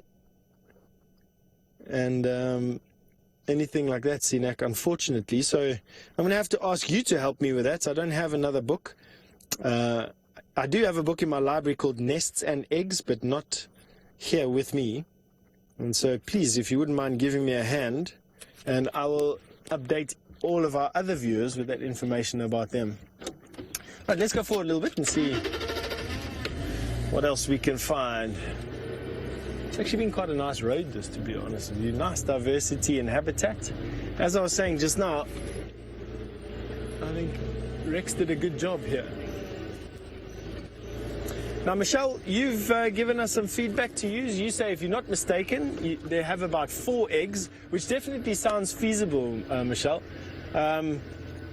So until Sinak gets back to us with some, or someone else comes back with some, let's say 4 eggs for now. Now the incubation period. And Luke says Project Alpha has confirmed 3 to 4 eggs in spring. So there you go, 3 to 4 eggs in spring is what the green wood hoopoes have. So thank you very much, everybody out there, for helping us with that answer. And nests in tree cavities made by woodpeckers and barbets, and parasitized by the greater honeyguide, which means that the honeyguide will come into the nest, kick out the green wood hoopoe's egg, lay its own egg there, and the green wood hoopoo would then feed and bring up the greater honeyguide's baby, while the greater honeyguide doesn't do any parenting whatsoever. There they're sitting on the branch there. Let's see if we can get a little bit closer without scaring them off. Have another look at these guys. There we go. That's a nice picture. They have got iridescent feathers, meaning that there's a thick layer of keratin that covers each filament on their feathers, and they have got melanin saturated feathers, which then refract light through that keratin on a black background, which makes that flash very similar to the starlings that we're going to have a look at in a second as well. So what these birds are doing is building up a bit of a heat store. They're all sitting on trees facing the sun, and that is because as the sun sets here this afternoon, the temperature is going to dive, and these birds obviously need to retain as much heat as possible to make sure that they survive to the morning. They don't carry a lot of fat on them, and so they do battle staying warm. That you're having a look at there is the Burchell's starling, also one of my favorite birds. A very precocious bird, this. Also hunts insects, this time on the ground, unlike the green wood hoopoes who hunt them in tree cavities. These Burchell starlings compete for virtually the same food as what the dwarf mongoose do, and will run down any prey, from small mice all the way through to scorpions and even some snakes. They really do have a very wide, varied diet, and use those long legs to run down prey. Now this bird's feathers are super saturated with melanin, and then have that keratin sheath, that thick keratin sheath, which gives it that iridescence. And isn't that just a splendid bird? Looks oiled. Shame, I think they are getting themselves worked up for tonight for sure. All right.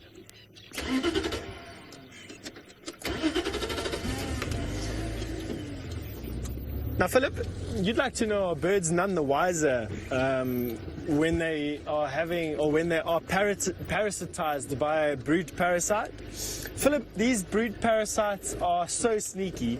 Their eggs, in some instances, are exactly the same color and shape as the host bird, But in most instances, it's hole nesting birds.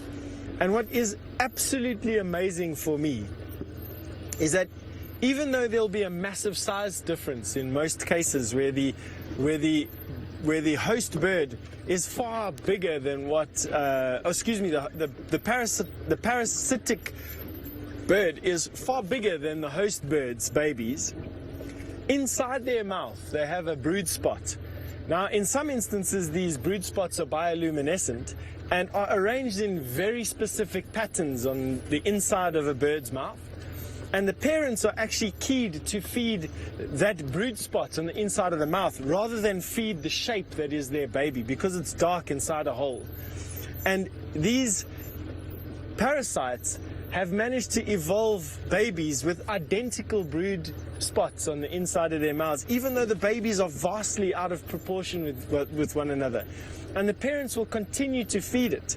And it's because they're keyed to the brood spot. So my point being is that these bird parasites, or these brood parasites, have really evolved a massively complex system of subterfuge and camouflage to get around not looking after their own babies, and even invested heavily in, from a, I suppose a evolutionary point of view, in circumventing this parental need or parental responsibility. All right, James has managed to get himself mobile again, and I'm sure is dying to catch up with you. Dying to catch up with you, yes. And we are live again. Sorry about that. Something has happened at the back. Not even the Russian understands what has happened at the back, which means it could be catastrophic. Fergus could catch fire at any stage, but we seem to have a signal again, which is excellent. Let's have a look at the impalas, which are coming down to have a drink at the waterhole. Luke says it was nice knowing Fergus. I agree. Right back at you. It's been very pleasant. Let's hope it continues, but we'll move on from these tragedies. There we have the glorious herd of impala, and as we drove back with our signal problems, we noticed two rams chasing females for no reason, other than the fact that their testosterone is still high, and they're of course wasting their time trying to herd females at this time of the year, because all of the ladies that are going to be pregnant are pregnant. Those that aren't will either not be pregnant this year at all, or may come into estrus in September for the secondary breeding season.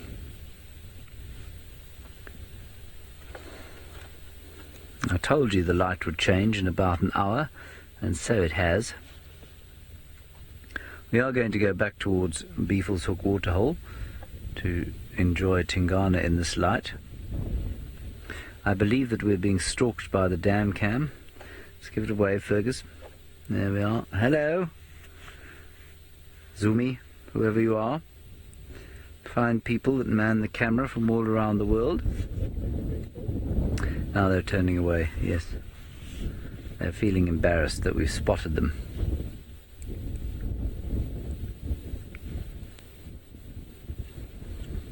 And remarkably managing to sustain themselves on grass that, if you smell, just smells like straw and has the same consistency as straw. But if you get right to the bottom of the plants, you can find a few green shoots, and that's what the impala will be going for. And eventually, of course, they will resort to browsing, because they are able to do that. I predict also that although we've only found one buffalo on this reserve for the last age, I'll get to that comment that I've just had now.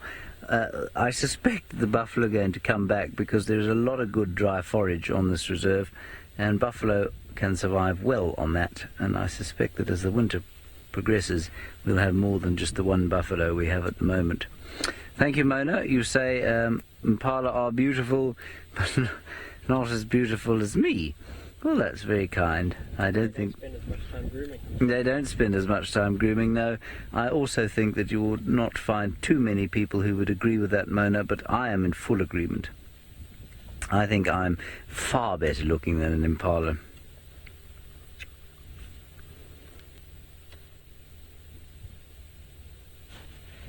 Some eyebrows there, man. It's my good look. You like it? Look at that. We'll do that. No, I can't run at that speed. Yes, the impala are now running away because of that. Sorry about that, everybody.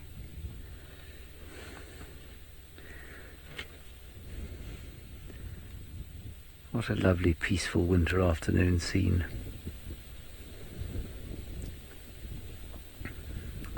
Always on Mondays I like to have a small reminisce. Well, Steve does medicinal Mondays. I like to reminisce about the time, of my times living in Johannesburg as a guitar teacher, thinking about what I would have been doing on Monday afternoon. I think it was theory lessons on Monday afternoons.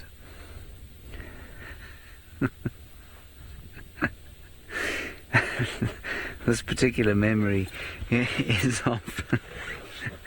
It's probably not quite funny to some, but some will find it quite funny.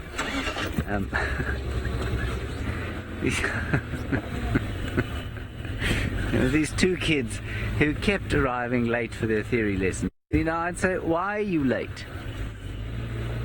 No, sir, I was in the tuck shop line. No, sir, my lace came undone and I forgot how to tie it. No, sir, my pen broke and I had to borrow another one. No, sir, my bag was hidden by my friends. And it just went on and on and on like this.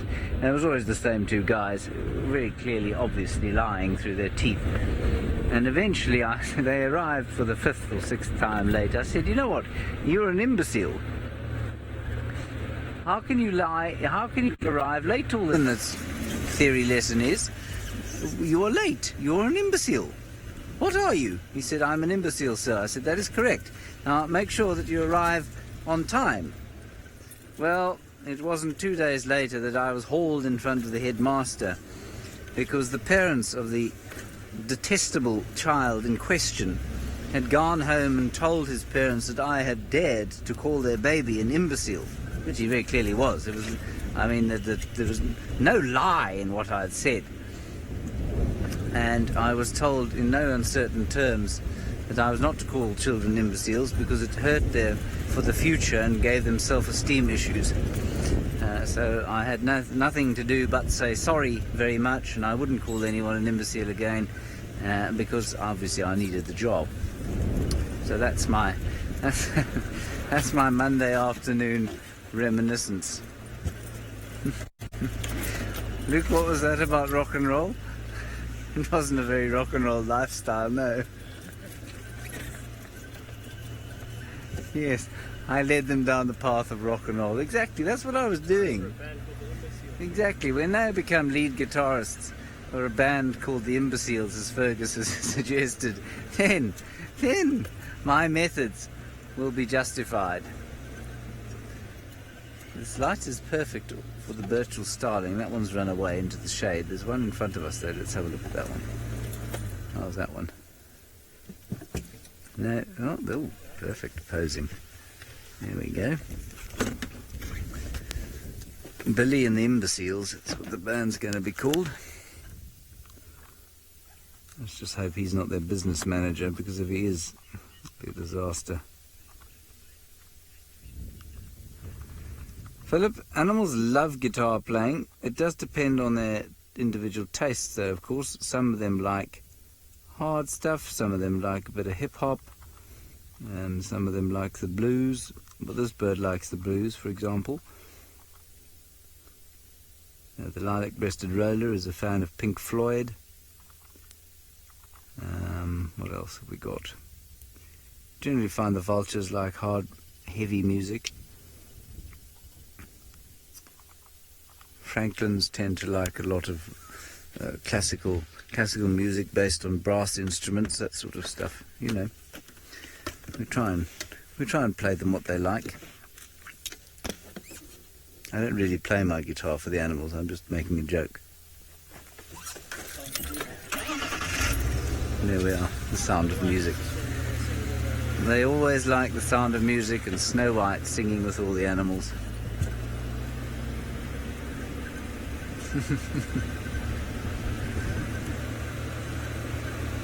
rock and roll lifestyle. Billy and the Imbeciles, that's what I think we'll call them. He'll probably become some multi-millionaire rock star and tell his children about this nasty fellow he had as a theory teacher once, and how grateful he is that he ignored all the lessons he was given.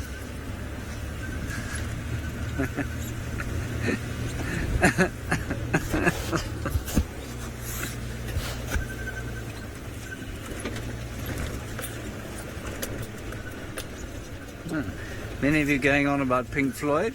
I'm very pleased about that. I'm not sure how many of you are teachers, but I'm sure even if most of you have not engaged in the unprofessional behavior of calling your pupils imbeciles, I bet you've wanted to. I just gave in to temptation. My favourite was a guy who used to pitch up for his theory lesson without a pencil. Where is your pencil? I don't have it, sir. Yes, I can see that, but where is it and why don't you have it? Well, because I left it in my desk, sir. Why did you leave it there? I don't know, sir. Let's go across to the least imbecilic member of our staff.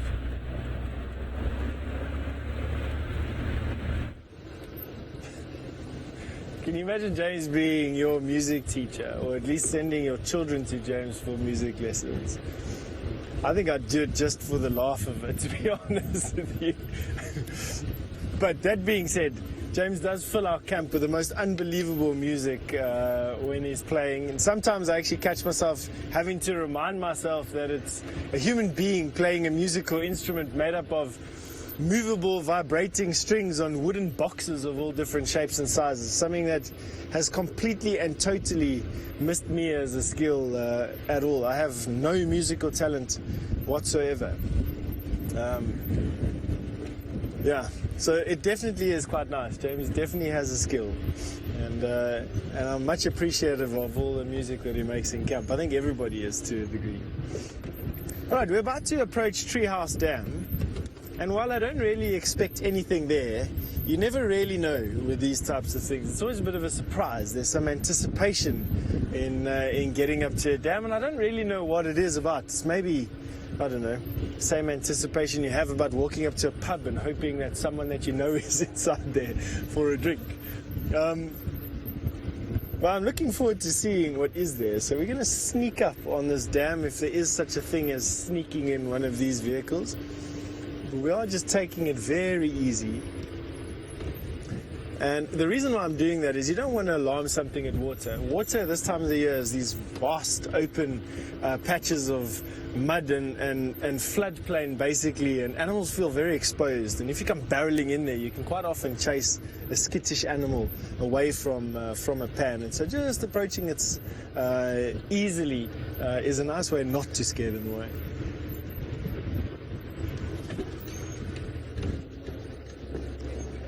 Now, Crafty Stash, you want to know if there's a way that animals can get water if all of the water had to dry up.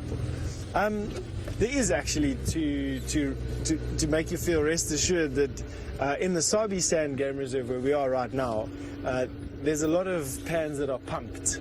And not only that, but the Sand River and the Sabi River both very rarely dry up, very rarely stop flowing and never dry up. Not in the 20 years I've been here, at least. Even through one of the worst droughts that I've ever been through a couple of years ago, the Sand River stopped flowing, but there were vast pools of water. And so animals between the pumped pans and the permanent water here won't run out of water. Run out of food, absolutely. Run out of water, no. And that's a good thing, because animals can do with a lot longer with no food than what they can do without water. And so this particular area is very good for animals all through the year, but particularly in the dry season because of the amount of water that there is around here. So we actually see an increase in animal numbers in the dry season and a decrease in the wet season here. So we're actually heading into our high animal concentrations now, and animal numbers will only pick up. You're going to be watching for the next couple of months, and it'll build to a crescendo around October, early November, just before the big rains start. And you're in for a treat, at least, anyway. Okay, we got some warthog. Now, warthog are one of those animals that are skittish, and we're probably just going to get a quick glimpse of them before they leave. So get your screenshots ready. Now, that is why we sneak up, in that you don't want to disturb them. Warthog in particular are skittish around pans, and these warthog are drinking very late. Usually warthog drink in the middle of the day, and it's interesting to see them drinking now. So this is unusual behavior, and I got a feeling it's because their hole is probably quite close by, and so they're drinking just before retiring for the evening. See warthog, probably mom with 2 babies, and they look to have been born in December. Beginning of December, or November is when the babies are born, but we start seeing them in December, and they're around about the size of those last year's Christmas babies. And they're going to start following mom away. Not spending too long close to water. Lion will set up camp around watering holes in the dry season and pick off prey like warthog around these watering holes. Now, during the dry season, they know animals have to drink, and they make absolutely full use of that. I'm very, very glad that we didn't disturb them. We didn't even disturb the Egyptian geese, which are those birds that are just to the left of the warthog. They're usually quite a ruckus when you disturb them.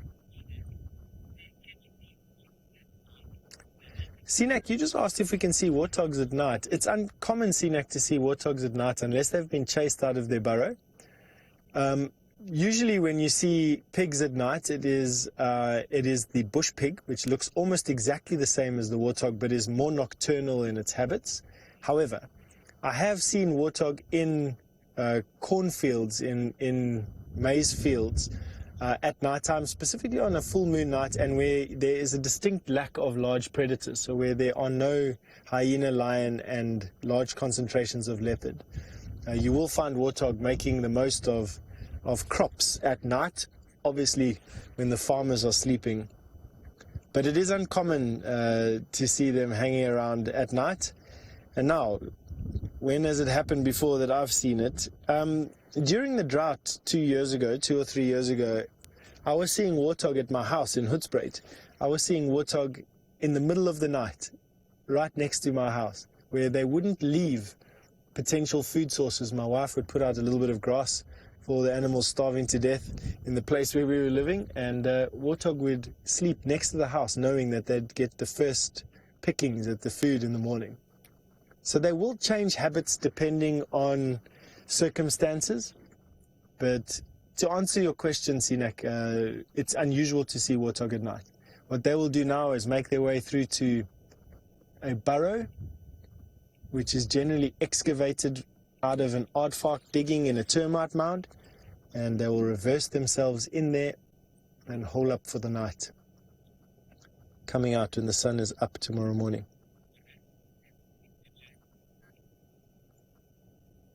All right, why don't we go and see what my friend James is up to.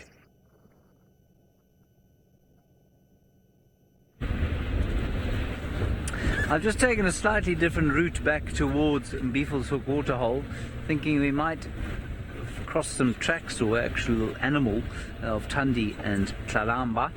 This is round about where Tlalamba was found this morning by Rexon. And I believe Tingana is still asleep. But we'll go back there and have a look. And I think we'll definitely try and have a look at him as darkness falls.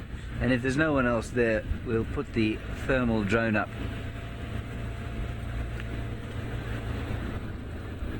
Oh, no, it's not us. Just listening to the radio. I think Rexon is travelling far and wide looking for the wild dogs.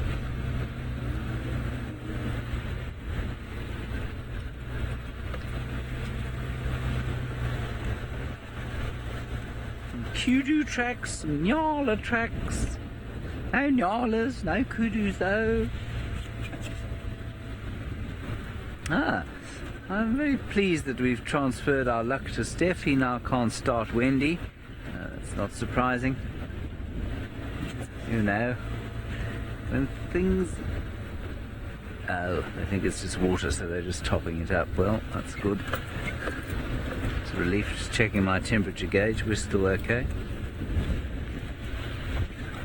Now, here's where we must concentrate to see if Kalamba is around.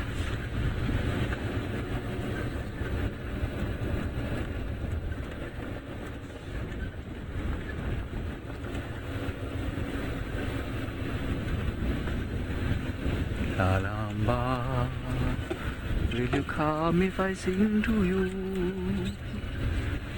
Kalamba, will you come if we sing to you? Kalamba, will you come if we sing to you? Sing to you, sing to you. Luke says we're having audio problems. There's a sort of high-pitched noise coming through. It's me singing, Luke. I'm singing to Kalamba. Well, I'm hoping will come to us if we sing to her. It must be quite soothing. Soothing voice. She was just over here near the pile of bones that once were a buffalo, but are now a pile of bones of a buffalo. And it was a rotting buffalo of the time. Nobody ate it, it just rotted into the ground. It was disgusting to smell. Steph showed it to everybody on a TV show and people vomited because it was so disgusting. She was over here. I think her mum is still out hunting. Might see them at the dam. I do apologise for my singing there, everybody.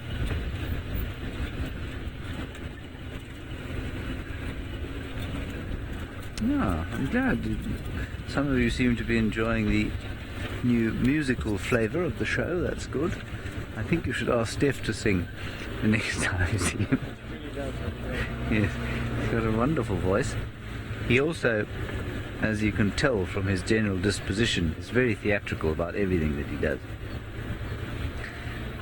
If you want to see exactly how theatrical Stefan is, go and watch the video we made about... What was it? I think it was our birthday video, actually. It was our birthday video from this year. And everybody had to stand against the wall, pull a face or smile or do whatever it was. Steph's face, and I quote with my face, does this. And then he just shakes his head and walks off. As being in front of a camera for the sake of performance is not for him. For the sake of showing people biology and game drive and that sort of thing, absolutely. Oh, I see that the date is still in full progress. Scuba and his baby. Luke thinks that Steph is conning us all, and that actually he's a huge fan of theatrics, and probably in his room at night he puts on musicals and dances Fred Astaire numbers. There is our batelier friend.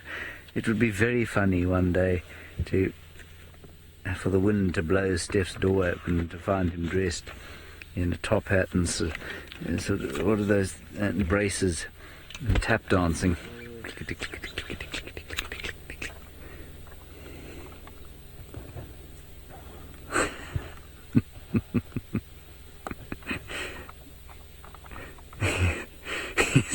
In this 2x2 meter square room with a double bed in it.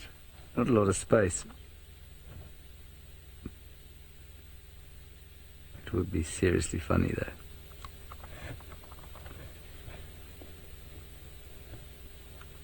There is our batelier. You can see its feet are just turning pink, which is what they will be, of course, when he gets big. He's not going to get much bigger than he is, but his colours will change, obviously.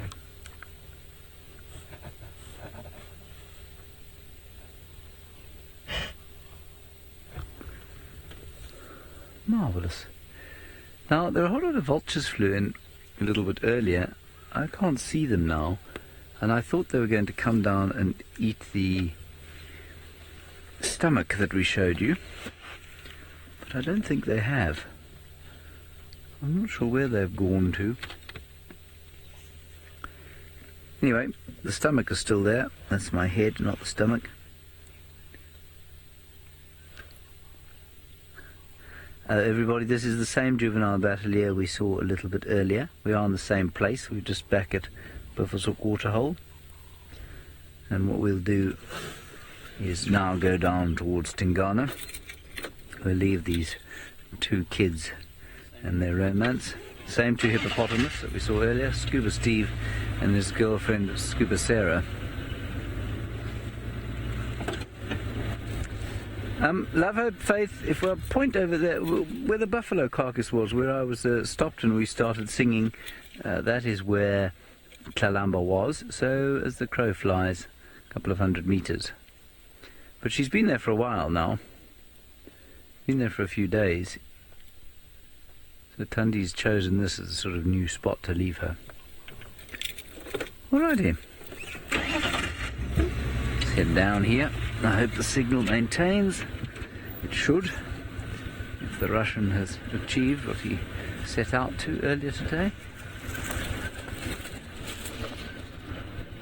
Apparently Wendy will be up and running again, which is good news.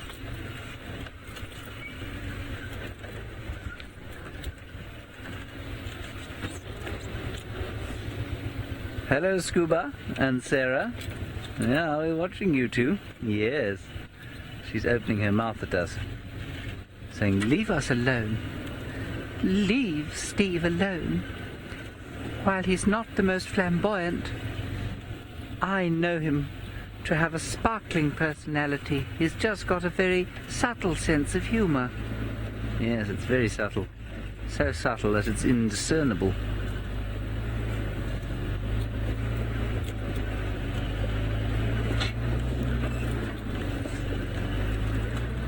Poor old Scuba. He's of course no more boring than any other hippo in reality. It's just that he's on his own.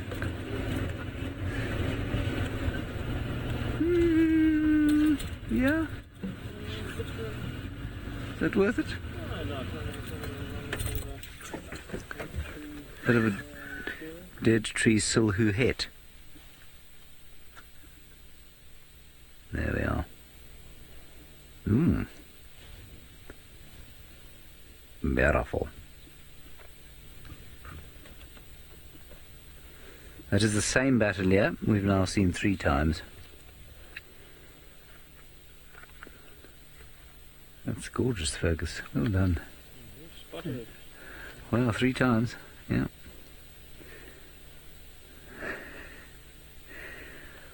I must confess to you all that I don't recall having, I don't recall the winter being quite so silent before. It really is it's almost eerie. Even the Franklins seem to have given up singing for June. Of course, last year I didn't spend any time in the winter here. I was in the Maasai Mara and Italy, actually, for the first part. So maybe it's just that I am 2 years out of the winter here. That's so lovely. All right, let's go and see what Tingana is doing.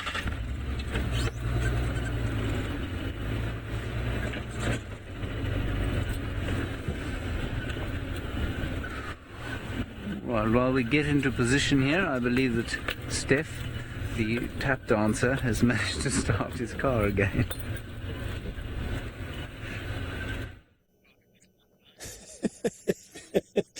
Tap dancer. I'm just trying to picture myself tap dancing when I can hardly walk in a straight line without losing rhythm. Anyway, we were looking at some crested francolin, one of my favorite birds. In actual fact, they give out the my favorite bird call. And we've managed to hook up one of our toys at the moment, the FLIR infrared camera. And we don't often look at birds in infrared. And I was wanting to know, Luke, if it's possible to hook up the picture yet? All right, so there you have a look at just after the sun has started to set. You can still see everything that's harboring any heat is bright orange, and anything cooler is purple. So the cold is the purple, the hot spots are the bright orange, red, and then yellow, or the hottest. And there you can see that shining tree trunk in the background there, holding an immense amount of heat. And you can see the francolin on the road. And isn't it just incredible how quickly the road loses its heat, whereas the grass retains its heat and trees retain their heat deep into the evening. And what is absolutely spectacular is the fact that even though the bird has feathers insulating it, it's actually giving off a lot of heat, that little francolin. That has been insane. Now the bird is virtually invisible to the camera, to the natural light camera, but we can still see the francolin clearly. Here you now back with the normal camera, and now the bird has actually disappeared. What we can do is show you one just off to the right hand side, Seb, still there against the termite mound. Wow, that is incredible. The amount of heat that is held here. Here's a little francolin on the termite mound, just looking for those last few morsels of grass seeds before tucking up for the evening. And Luke, are we on the FLIR's image, or are we still in natural light? Those noises that you're hearing there is the Egyptian geese that are at the pan. They've just been disturbed, and you can see how noisy they make. All right, let's see if we can. Now he's going to go over the top and then into that. Let's go onto the road here, Seb. We've got one in the grass, going onto the grass here. And let me just show you quickly. Now that grass cover is about as thick as what you can get it. And although we cannot see that bird anymore, you can still see its head bobbing around in that colored image that you're having a look at there now. Isn't that just incredible? But what is insane is the amount of heat that those trees are still carrying. That is really just absolutely amazing. His gadgets are super cool. Now, as we will go into tonight, basically as the sun sets and we lose natural light and we lose our ability to use the cameras without artificial light, this is where we will start to see the benefits of this FLIR image, which uses temperature rather than light to generate an image. And they're just super cool. There you now back with the normal camera, and you can see the vast difference in what you're looking at. Really cool. All right, we're going to carry on and look for some more interesting things to show you with these two cameras, and hopefully a pretty cool sunset as well. We're off to James in Tingana.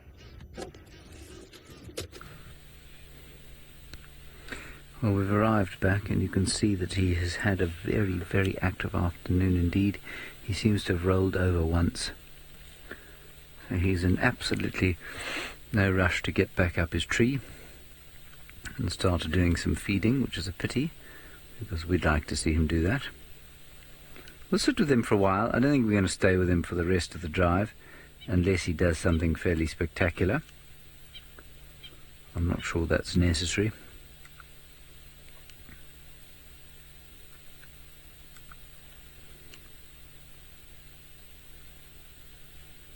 There he is, breathing away, relaxed as you like.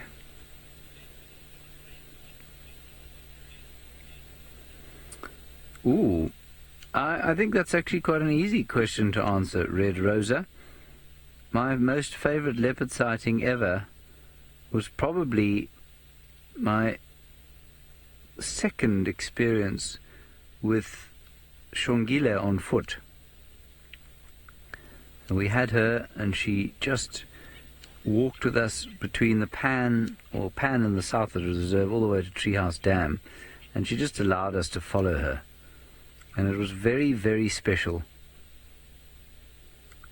because she just didn't pay any attention to us at all. She ate a tortoise on the way, and then she eventually got a little bit cheesed off and disappeared into the bushes, which was just great.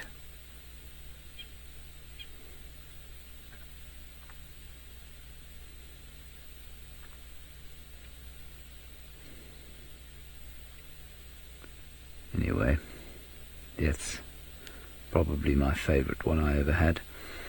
I'm just trying to think of any others. I mean, there have been so many over the years. I tell you, one of my very first favourite ones was also with a young male leopard. And what he did was it was the first time I'd actually seen a leopard on foot on my own. And I smelt a kill, which was obviously disgusting. And I went in and sort of investigated. I was just on a walk on my own one afternoon, and this leopard exploded out of a bush in front of me and then stood. And he was a young leopard. He was probably about a year old. And we stared at each other for about, well, how long would it have been? Probably for about 2 minutes. It may have been much shorter than that. And, well, it was just a great privilege to spend that time with him on foot. And ever since that time, I've really enjoyed being with especially young leopards on foot. So I would say those have been my favourite leopard sightings.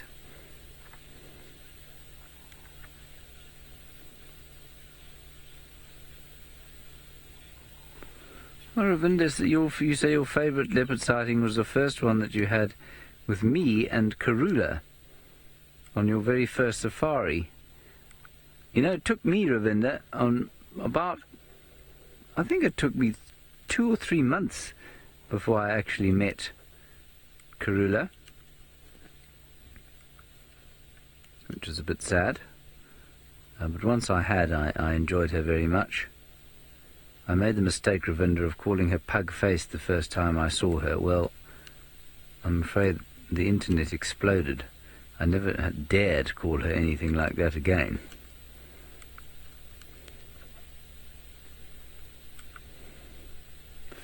Wonderful tail there of Tingana. Gorgeous.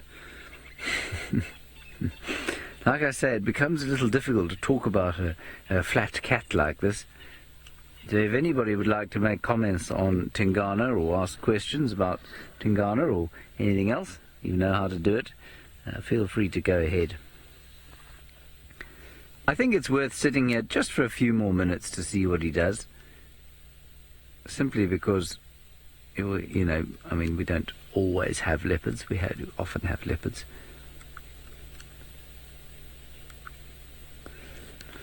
Okay, we're going to get Steph's favourite leopard sighting, and we'll do one more segment here, and if he still hasn't done anything, we'll move away and see what we can find with the thermal drone.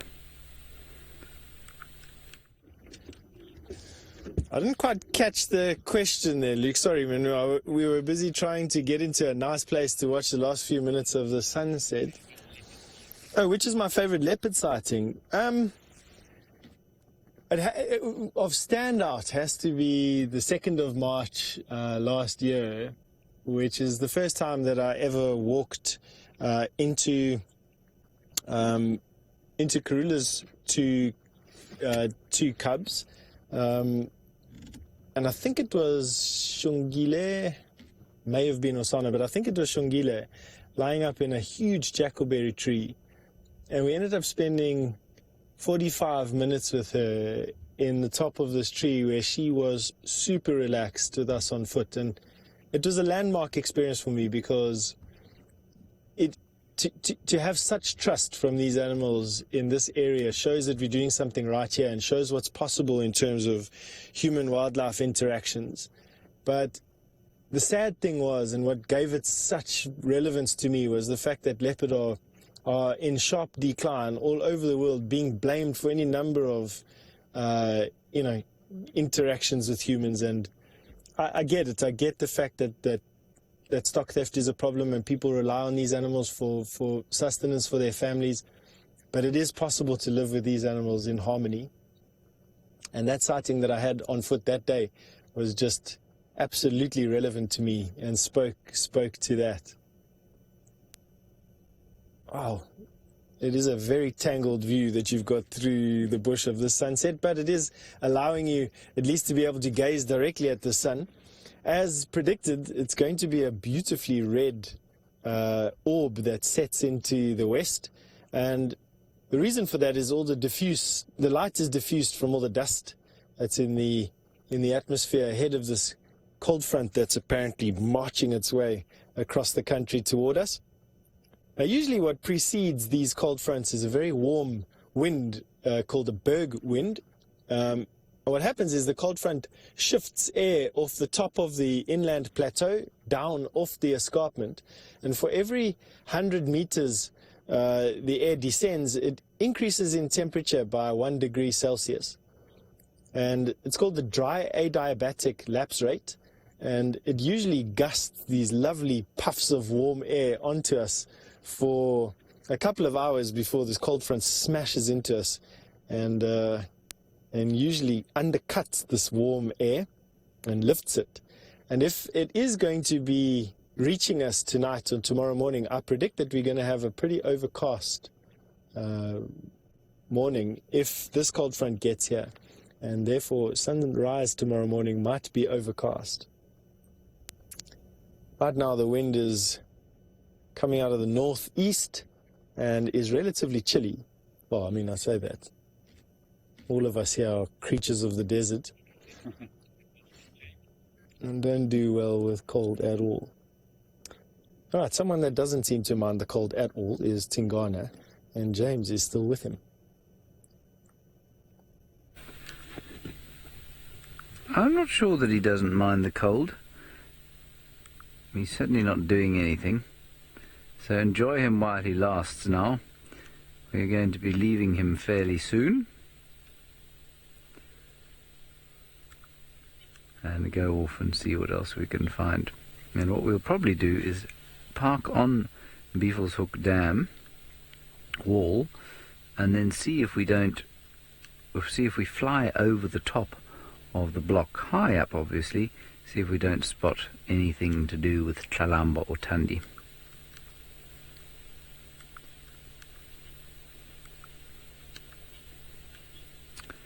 Patricia, we don't know anything about Tingana's lineage. We know that he vaguely where he came from, but we do not know who his parents were.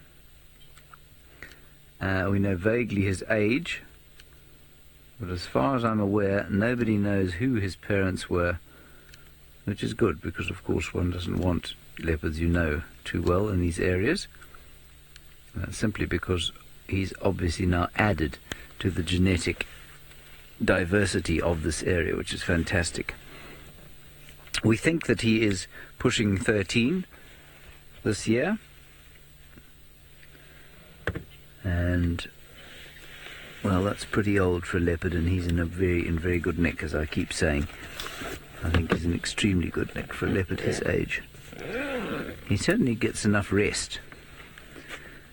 As Seb said to me yesterday, after we found him, and then he lay down, we didn't find him, we bumped into some other people who had found him. He said to me as he lay down, he said, Tingana is going to settle in for his 6-hour nap now, just as we found him. And he definitely does do 6-hour naps fairly regularly. Did you like my Sebastian accent there, Ferg? I thought it was Tingana. No. No, Tingana doesn't have a French accent.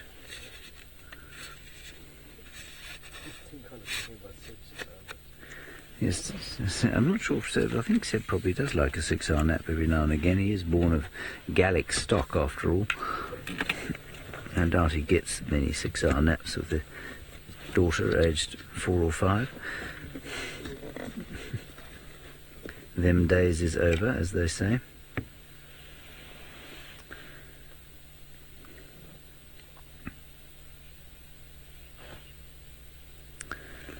They do definitely, Minamu, they absolutely live longer in captivity. Leopards apparently will live up to 20 years in captivity. Life's just easier, and they get fed regularly, they don't have to fight. You must also understand, I mean, if you look at something like a football player or a rugby player, here comes wild dogs, wild dogs, wild dogs, wild dogs at the dam, wild dogs at the dam. You got them? You got them. No, let me move. I don't think they're going to come up here. I'll get back to you, Minamu. I just saw this little trotting figure. Tingana? Yeah, they're coming here. They're coming along. We'll have an interaction. I'm going to wait here. There. You see there, Ferg? Just through there, coming up here. Let's just see if they come up. This is wonderful, and we're all on our own. No one here with us. Yeah, he's still coming up. He can smell the meat, you see.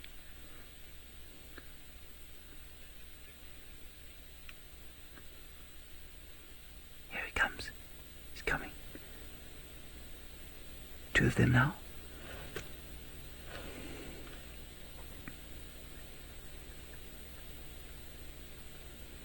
Minamu, I'll get back to you. Tingana's ears just flicked up.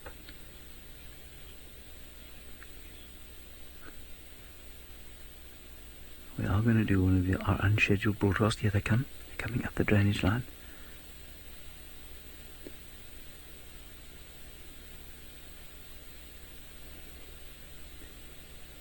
It's dead silence. No bird is calling. There's not a sound. Now they're turning round.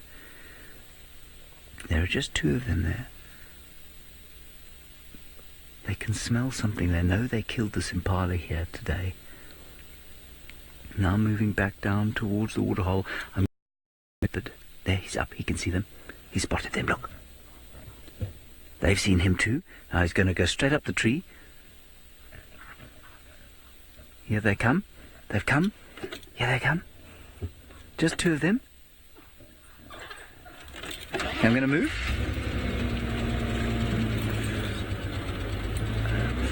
Hello everybody who's just joined us. We're sitting here in the western fringes of the great Kruger National Park. We've got a leopard in a tree here, and we've got a pack of wild dogs just below the tree. We're just going to see if we can get a better view. Wild dogs and leopards have a foul relationship, much like domestic cats and dogs. Oh, let me sneak a little bit forward. There we go. They're a little bit nervous, the dogs are. Obviously, because it's a big male leopard. You might just be able to hear them going. Now, what happened here this morning is that these dogs killed an impala at a waterhole. The leopard came by after they'd left the remains. He took the remains, he's put them in this tree, and now they've come across him. And he's just leapt up the tree now to get away from them. He just heard them in time. And he'll be completely comfortable sitting where he is now. There the dogs are. Here they come. Look at this. This is magic.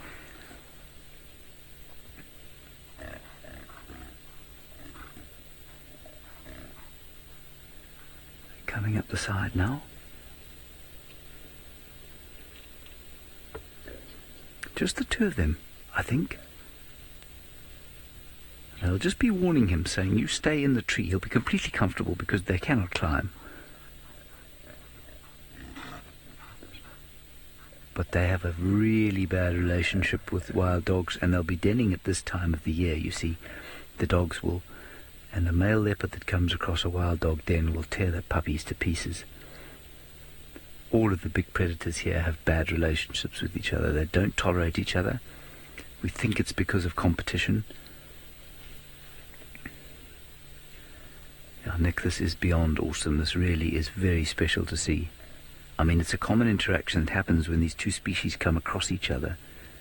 but to be live with it here is very special indeed. Please keep talking to us, everybody, if you'd like to. I didn't even introduce myself. My name is James. You don't need to know that. But if you're interested, that's what's going on. Just the two dogs.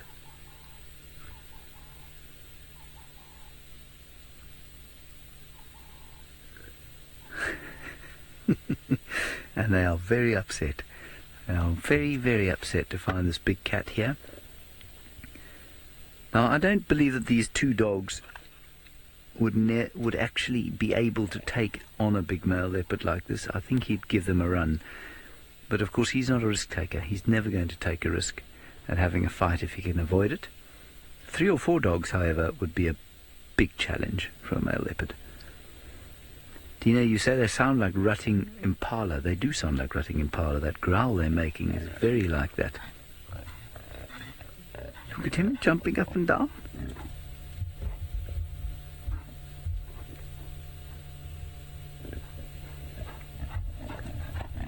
They won't let it go.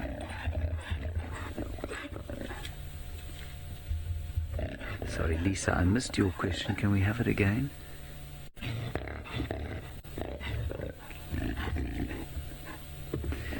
Lisa, I don't know if there is a rest of the pack. I don't know who these dogs are. So it's entirely possible that this is the pack. It's possible that the rest of them are actually at the water. And perhaps they may have chased something into the water. We're going to go and have a look shortly. I'm just going to let them go away. We know where the leopard's going to be. We don't know where the dogs are going to go. So I'm going to suggest that we head off towards those dogs, towards the waterhole, and see if we can't answer Lisa's question ourselves. How wonderful was that? It's always nice when there's no actual conflict, no actual fighting. But that is one of our favourite leopards. It's Tingana. He's a 13-year-old male. Yeah, they're at the water there. I can just see the white tail. I don't know if there are any others. We'll have a look-see.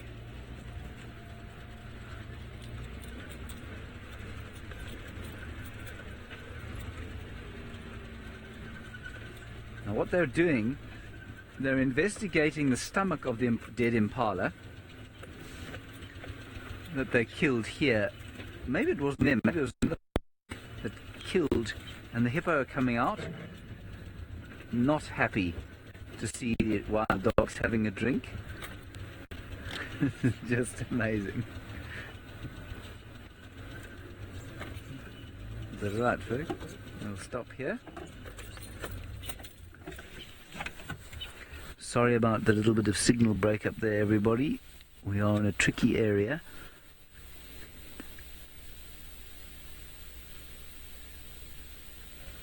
This is just fantastic. Now, why on earth a hippopotamus should be vaguely worried about a wild dog is beyond me. But they all react to wild dogs like this. Even elephants react to wild dogs like this. They get deeply upset.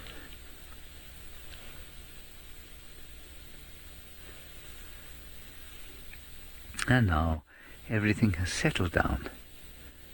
I wonder if they haven't already killed a scrub hare or two and have just come here for a drink. It's also possible, of course, that the pack was split while they were hunting. That does happen. They all bombshell around, or shotgun approach to hunting can often split the pack up.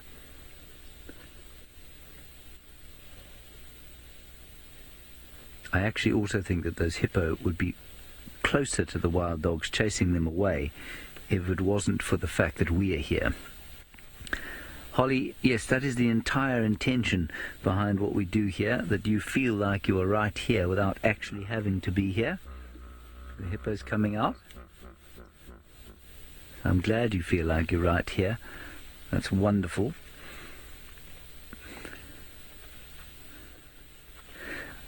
Poor old Tingana, in his dotage, having to leap up a tree like that to get away from the wild dogs.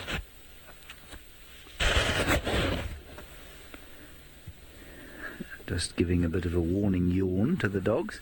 That's a cow, hippo cow. There's a big bull behind her. And so the fact that he's not interested in this conflict is quite interesting. It's only her. Now that other dog is now starting to look up towards where the leopard is. In fact, we can see the tree where the leopard is from here. The leopard is not coming down. Amelia, difficult to tell which one is the alpha here. If this is a pack of two, it's most likely a dispersal pack, so they're probably siblings, you know, and they'll join another pack.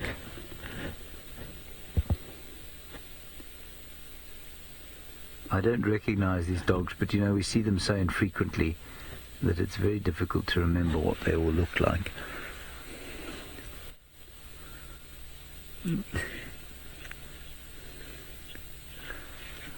Oh, I do need to call the sighting in, of course. Except, of course, we don't view dogs in the night time. Stations, there are 2 wild dogs at Buffelshoek Dam.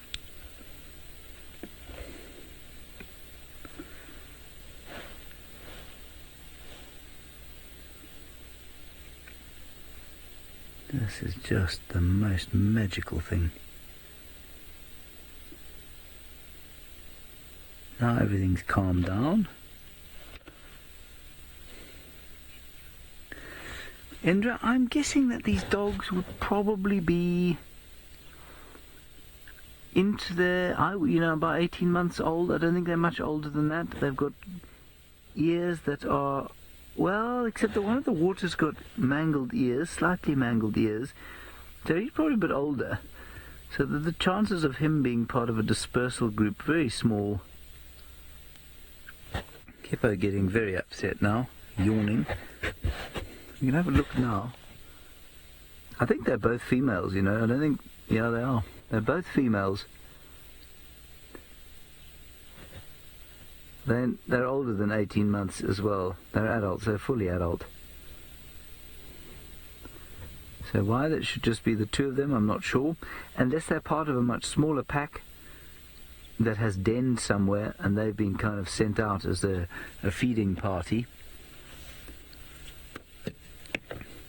Nick, they're diurnal hunters, and so the reason we don't view them at night is that, they would normally try and avoid being seen at night, and so to view them at night we'd have to shine some kind of a light on them or disturb them. We could probably do it with our infrared lights, and we have got thermal technology on the vehicle as well, but what our attention to the dogs obviously will be followed very closely by other game drivers in the area.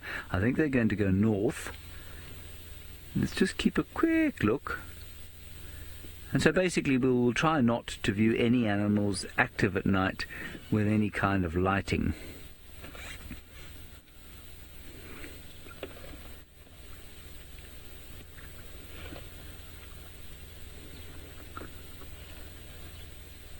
Alrighty, that was just fantastic. Everybody who's just joined us, you can keep watching us, of course. If you go to Safari Live on YouTube or just Google Safari Live, you'll find a platform where we do our 2 daily scheduled shows. One of them from 5:30 in the morning to 8:30, and one of them, of course, from 3 o'clock to 6 o'clock p.m. That's Central African time. And for those of you who have just joined us, thank you very much for your questions and comments. We'll see you again very soon.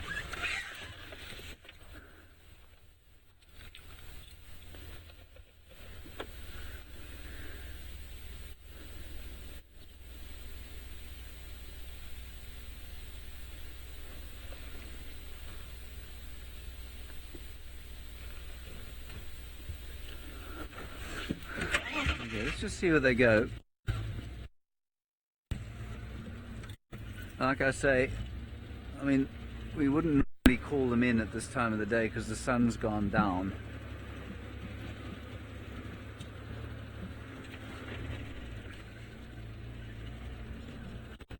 Just pop up here. This is where they came today. How fantastic was that, everybody? Just very, very special indeed.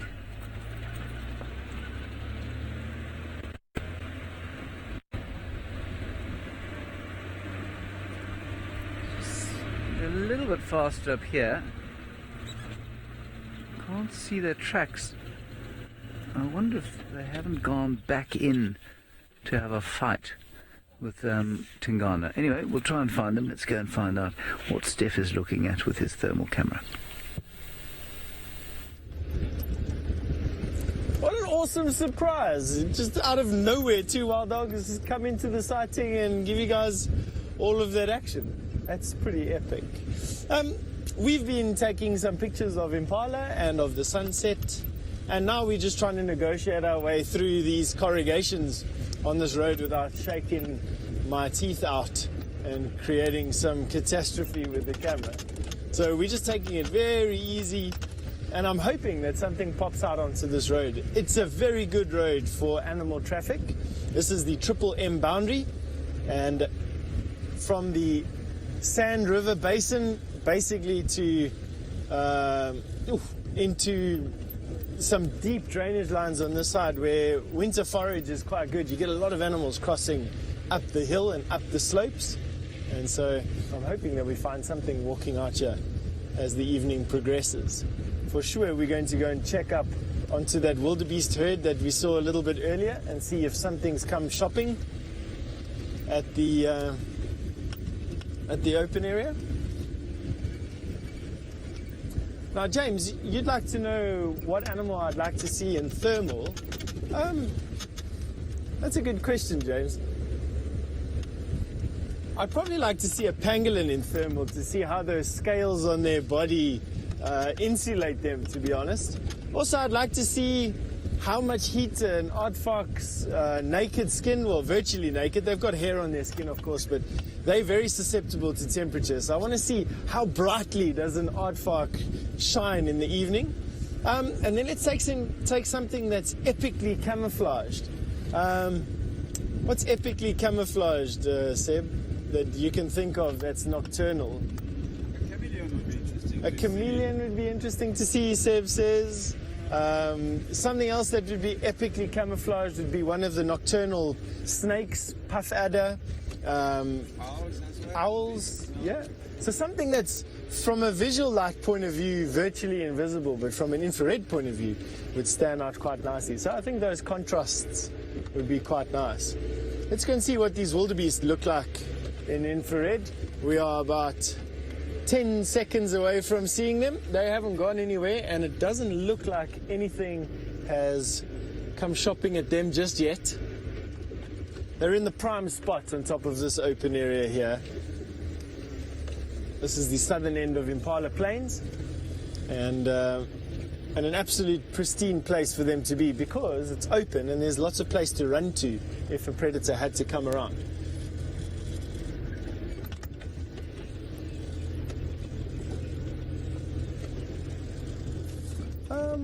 Michael, you'd like to know if there's any tree species that seems to retain more heat.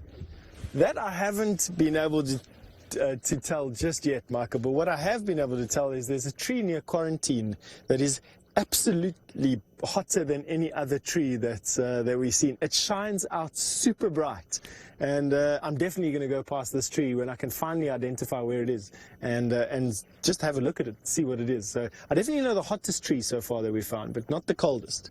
All right, we're at these wildebeest. Let's have a look at them. So we're going to bring you in close with the visual light camera, and then when Luke says we're ready, we're going to go out onto the thermal, although I can see that we've got no signal from the thermal camera at the moment. So we're just going to fix that in a moment. So it's going to take a bit of a second. Seb says that the camera is just going to reboot itself.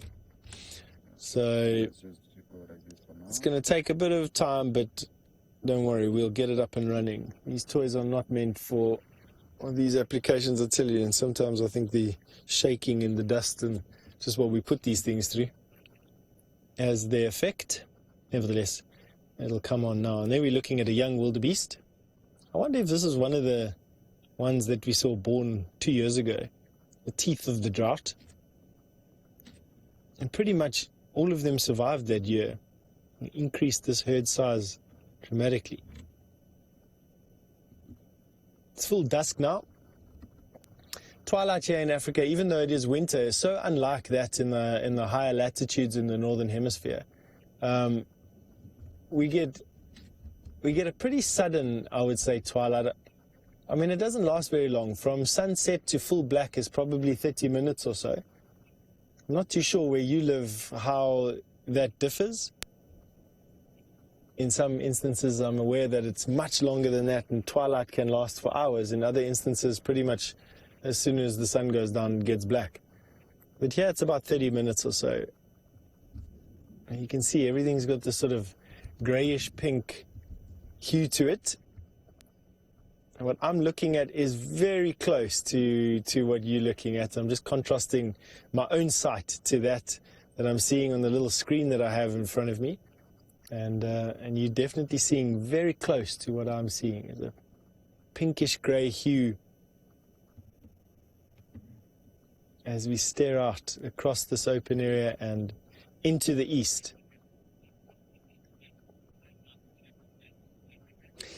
So Jessica, you say it's so nice to have these wildebeest back and you've missed them a little bit. I must say it is quite nice to see them. Wildebeest and zebra are like giraffe here. You know, they come and go. Some days you see plenty of them and they're around all the time, and then all of a sudden they've disappeared and for weeks you don't see them.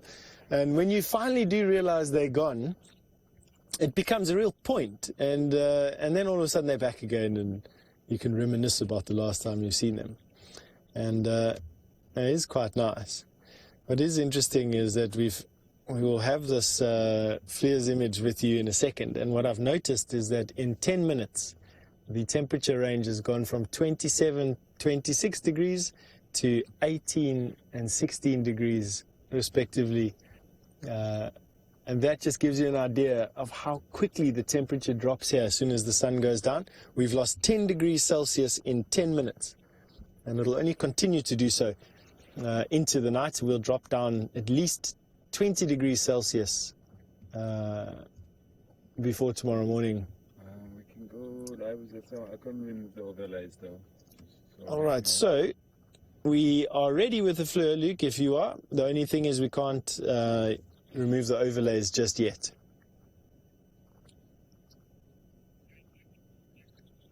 All right, there you go. So there you have a FLIR image of what we're having a look at, the wildebeest, and you can just see how the bush is still retaining a fair amount of heat, whereas the open patches of grass are not. And then with the wildebeest, the hottest, and there you can see as Seb goes in a little bit tighter, you can absolutely see those wildebeest stand out in stark relief. Now what is interesting is their horns, and look how hot their horns are. Even the youngsters have got horns, and that's because there's a bony core in the middle of the horns, and that's fed with blood. And for those of you who are wondering what the difference is between a horn and an antler, there you have it. The fact that that horn is warm is why we don't have horns in the northern hemisphere in the very cold places. And it's because there's blood flow and therefore temperature loss in those vast expanses of everything from protection through to display. And if it were to get super cold here, having an extremity like that means that you're losing body heat. And so antlers were evolved. Now, Tracy, you say, wow, this is amazing. It is amazing, eh, Tracy? And just have a look at the detail that you can see with this camera. It just is incredible. Now, just out of interest's sake, we've lost another 1 degree since I started to speak to you. Gives you an idea of how quickly we're losing temperature here. You'll notice that we're zooming in and zooming out, and the camera loses focus, and every now and again we're trying a different setting, and that's just us getting used to this camera right now. Interestingly, the blues and purples are at 15 degrees, and the yellow is at 32 to 33 degrees centigrade. Give you an idea of the thermal range that we're busy having a look at there.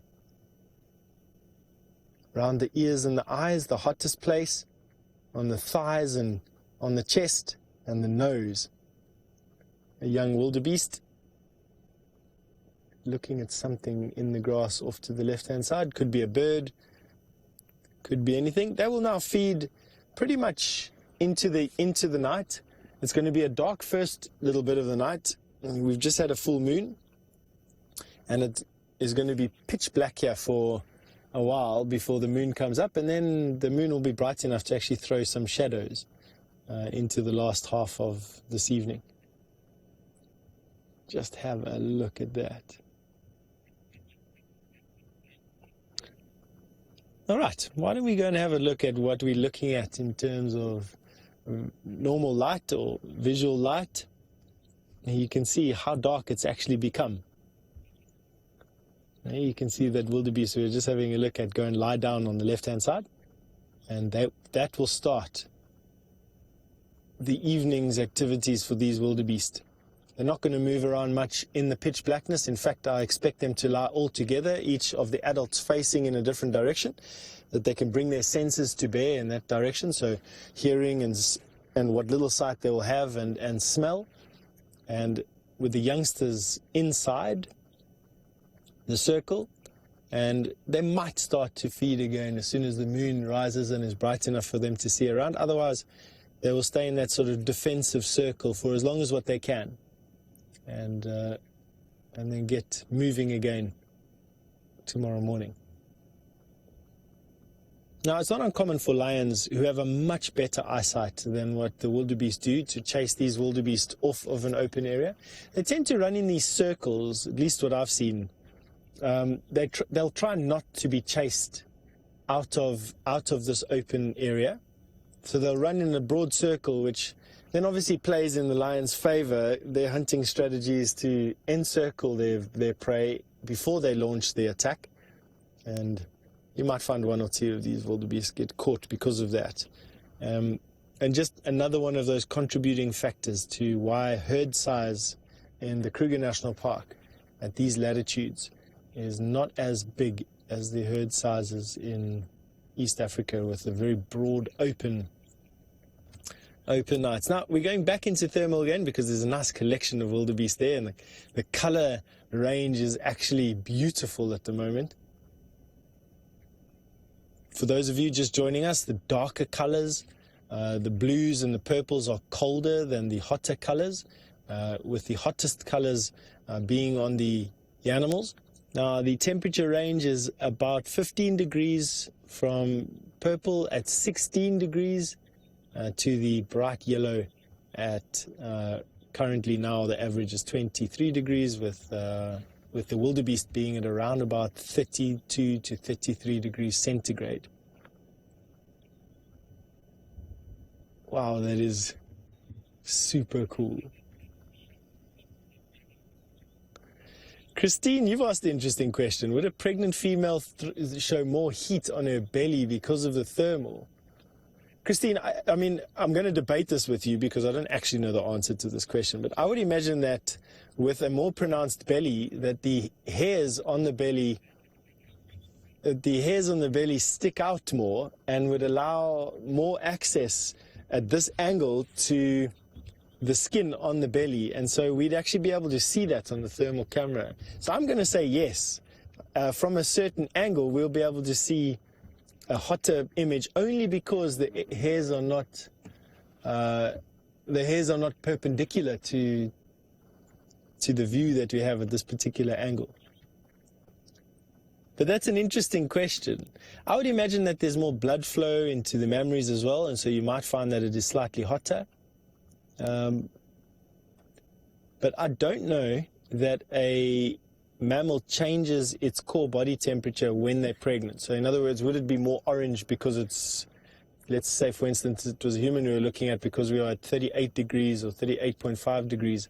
I don't think, I didn't notice that with my wife when my son was being, I was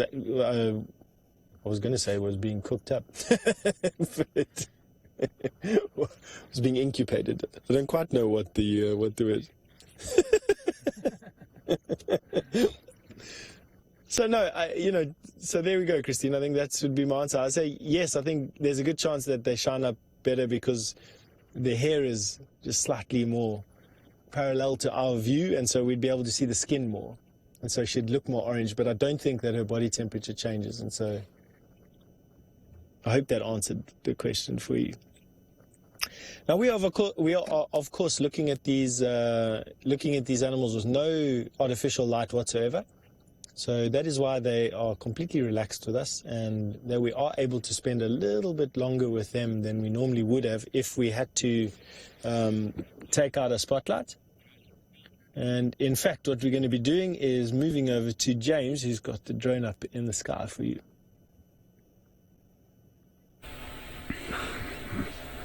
Is that not a magnificent... I don't know if you're looking at me. Are you looking at me or at the drone? Which picture are we looking at? I don't know. Okay, well, we've got the drone in the sky, as you can see there. And we're going to go basically a little bit along, looking for hot spots. Turn left from there if you can, Ferg, and head east. Quite a long way left. We basically want to go 90 degrees from there. And I am amazed at how the trees, although they are warm now, they seem to remain warm for the night. And I would have expected them to get much cooler by the time morning comes, but you'll see when we go out at 05:30 tomorrow morning, they will be pretty much the same temperature they are now. We need to try and come back in a sort of easterly direction so that we can see if Tundi is around. So, if you are experiencing this for the first time, and you're looking for a white spot, any kind of white spot, yes, Sam, it is amazing, any kind of white spot is going to indicate the presence of a mammal or possibly a bird, but the feathers tend to insulate them much better than the mammal's fur does. It's very interesting to note that, actually. If you look at an Egyptian goose, for example, the only bit of white you can see is on the exposed skin face. Skin face? Face skin. Now we know that Tundi and Tlalamba... Ooh, there, stop there, Ferg. Go back a little bit, and if you can point the camera straight down... There. What is that under that tree? It's moving. Let's go a little bit further along. There we are. It's interesting. No, I don't think we're going to get a better view of that. Let's just keep going. Yes, Miss Muffin Girl, we are absolutely playing with our toys, and basically what this is practice. The idea behind this is that it works in tandem with the other vehicle, which is called the chase vehicle, for want of a better term. I think it's quite a good term. And we are the kind of search vehicle. And so tomorrow morning at 5:30 when we go live, we'll go live in the air with this drone. Steph, who'll be on the other car, will be close by to where we're flying from. And he will make sure that... What's that? What? That's definitely an animal. Basically, if we see something like this and we can't identify it, we'll vector Steph in. And he'll then use his thermal to find out what it is. And the infrared, of course. Not sure what that is. Maybe do a little sort of circle around it if you can, Ferg. This is Fergus's first attempt at the thermal drone, is it not, Fergus? It is, yes. He's not even talking, he's concentrating so hard. There's a little thing also, just in front of that tree. Now, if I was a betting man, which I'm not, I think leave that big thing. I'm not sure it's moving. Ferg, if you go off to the right, into the top right quadrant there, I think you may have found Tlalamba. How high up are you? 43 meters. Yeah, maybe it's a bit small for her. It just moved with a slightly leopard-like motion, that thing. See it moving there? Bottom left now. It's going out of screen. Just moved with a sort of cat-like motion.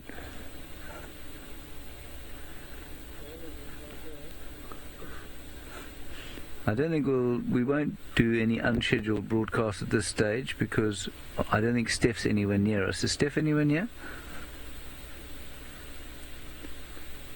We're at Buffelshoek Dam, by the way. Yeah. I don't think we'll set up anything unscheduled unless Steph is very close by. Also, if that is a leopard cub, we're not going to try and find it. Okay, yeah, Steph's miles away. So we'll just keep looking. I think that could be Tlalamba. Let's just keep going over the top of... Yeah, that's where they were looking for her earlier. Now, we're very high up there, so we're not going to give her any uphill. Let's come over the waterhole here, Ferg, if you like, and let's have a look at the hippo. And what I was amazed at when we looked at the hippo with the sort of terrestrial thermal camera, if you like, a little bit earlier, what we found was that the blubber on their bodies insulates them so perfectly that they don't actually give off much heat but for through their eyes and through their ears. Here's the surface of the water now, and the hippos to the probably just in front of you there, Ferg. There they are. There's us. You can see Fergus is a mammal. That's nice to know. If he was a vampire or a zombie, we wouldn't be able to see him at all. And the hippo's just underneath the crosshairs there. You see that? So they're blue. They're actually cooler than the water's surface. That's fascinating. Yeah, I'll just go a little bit further forward and then maybe get over the top of them. Joy, Ellies are quite fun with us. They're quite easy to pick too because they're obviously so much bigger than anything else, and they definitely give off a lot more heat than these hippopotami are. That's a fascinating thing to see.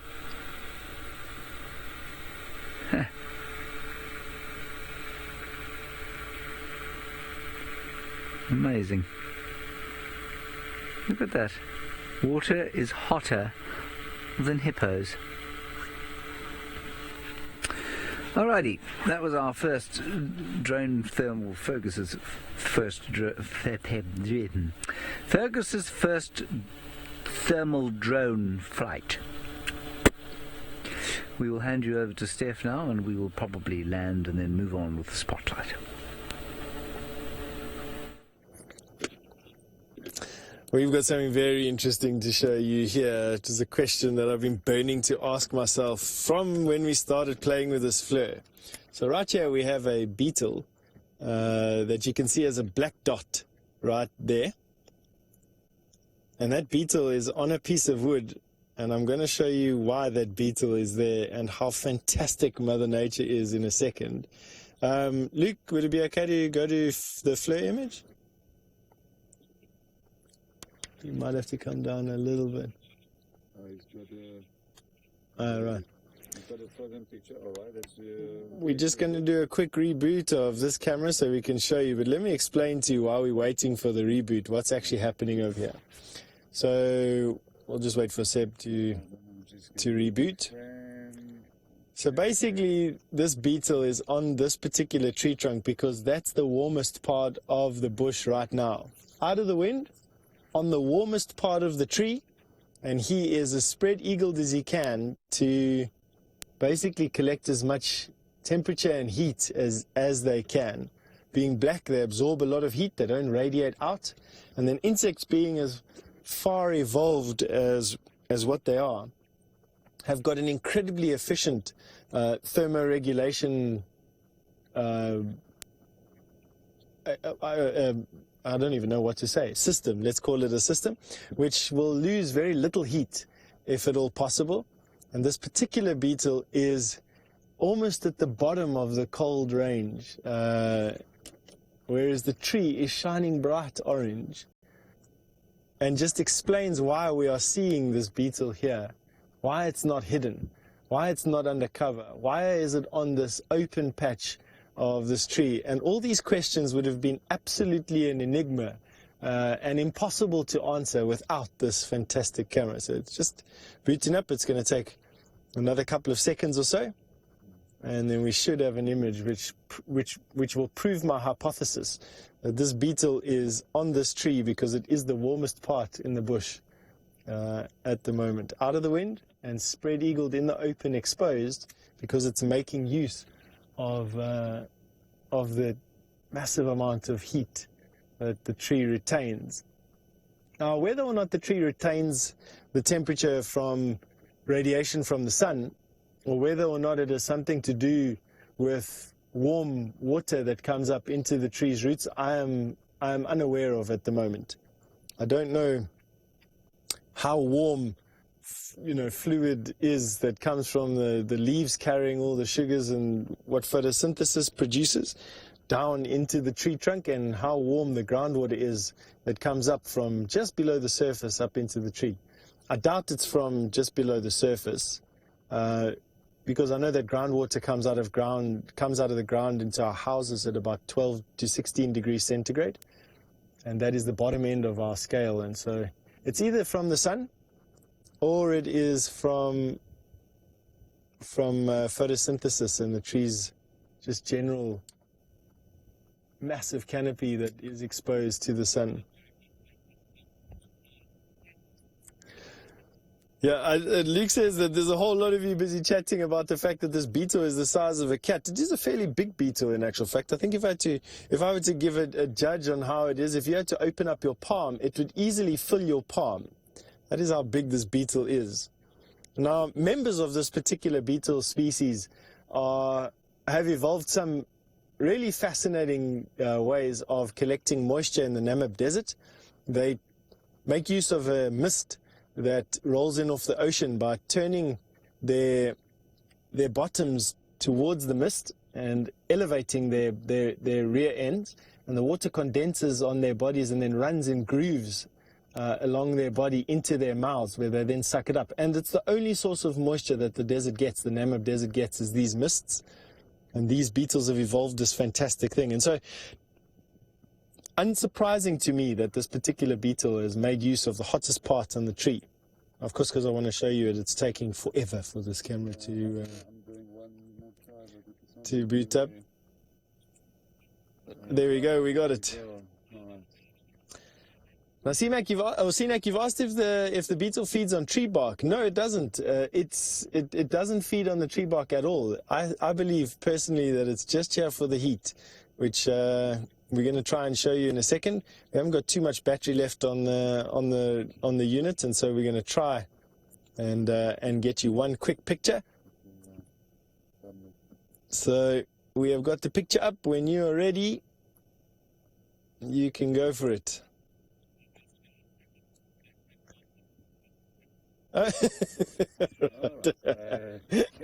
It's an evening full of joys.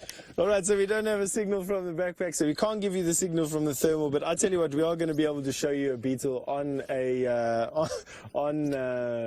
the camera at some point, so don't despair. We'll definitely show you some more, and with me on camera for the next couple of nights, it is a given that I'm going to be stopping for some insects and looking for more of this particular event. It'll also help me to absolutely confirm whether this is just a once-off or whether we actually have a workable hypothesis, if I can recreate the sighting for you. So hold me to it over the next couple of nights, and we'll see if we can find you something when we've got a little bit more battery and signal and everything else that we're playing with with this thing. All right, so since that was a completely unfulfilled sighting, I have to apologize for that. While I wallow in my pity here, you're off to James.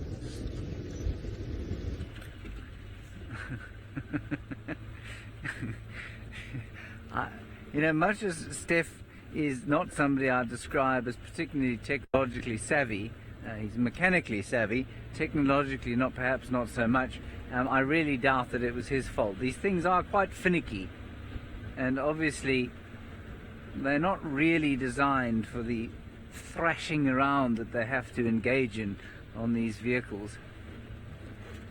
And one day, when Safari Live is a multinational conglomerate, people will come to us and tell us that they want to design things for us.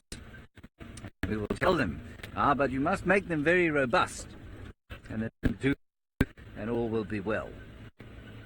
But until that time, You just have to kind of make do.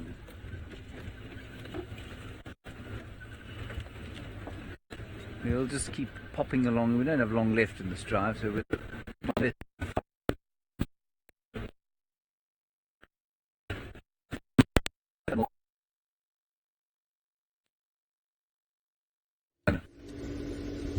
All right, you're back with us all of a sudden. You didn't leave me wallowing for too long, which is a good thing. I don't like feeling sorry for myself for long at all. James is obviously driving around in a place where signal is a little bit of a difficult thing, and he lost you for a bit.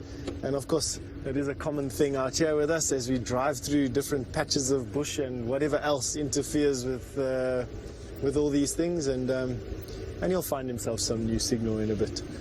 Now, this time of the year, finding stuff through the thinning bush actually becomes a little bit easier, but it's actually not that cold. I'm almost tempted to say that we are experiencing some bergwind conditions right now.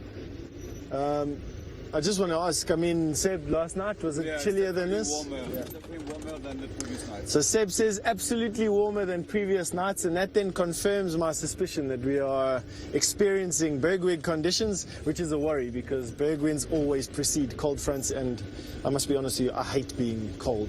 It's definitely not one of my most favorite things, and so tomorrow is stacking up to be either wet and cold or cold and not my favorite thing, to be honest. But luckily they tend to pass on relatively quick. Within a couple of days it's going to be warm again, and a couple of weeks of this, only 3 or 4 weeks, and then spring will be on us. And very similar to the killing heat of summer, we only have for 3 or 4 weeks at a time, or the crushing heat of summer.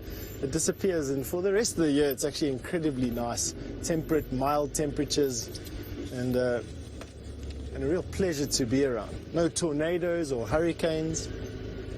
Sorry, Luke, what was that? I just missed that. 16 seconds. Oh, 16 seconds. All right. So I'm going to say thank you from. 60. Excuse me. Sorry. I've got these massive ear holes, and so my earpiece falls out, and I can't tape it in there with enough tape. To be honest, I miss half of what Luke is saying. All right, but it is coming to the end of tonight's sunset safari, and from myself and James, at least, we've definitely had some fun with you out tonight. I'm very happy to be out in the vehicle again. It's really nice. So from myself and James and the whole crew, say good night wherever you are, and we'll see you tomorrow morning. Absolutely, probably looking like polar bears.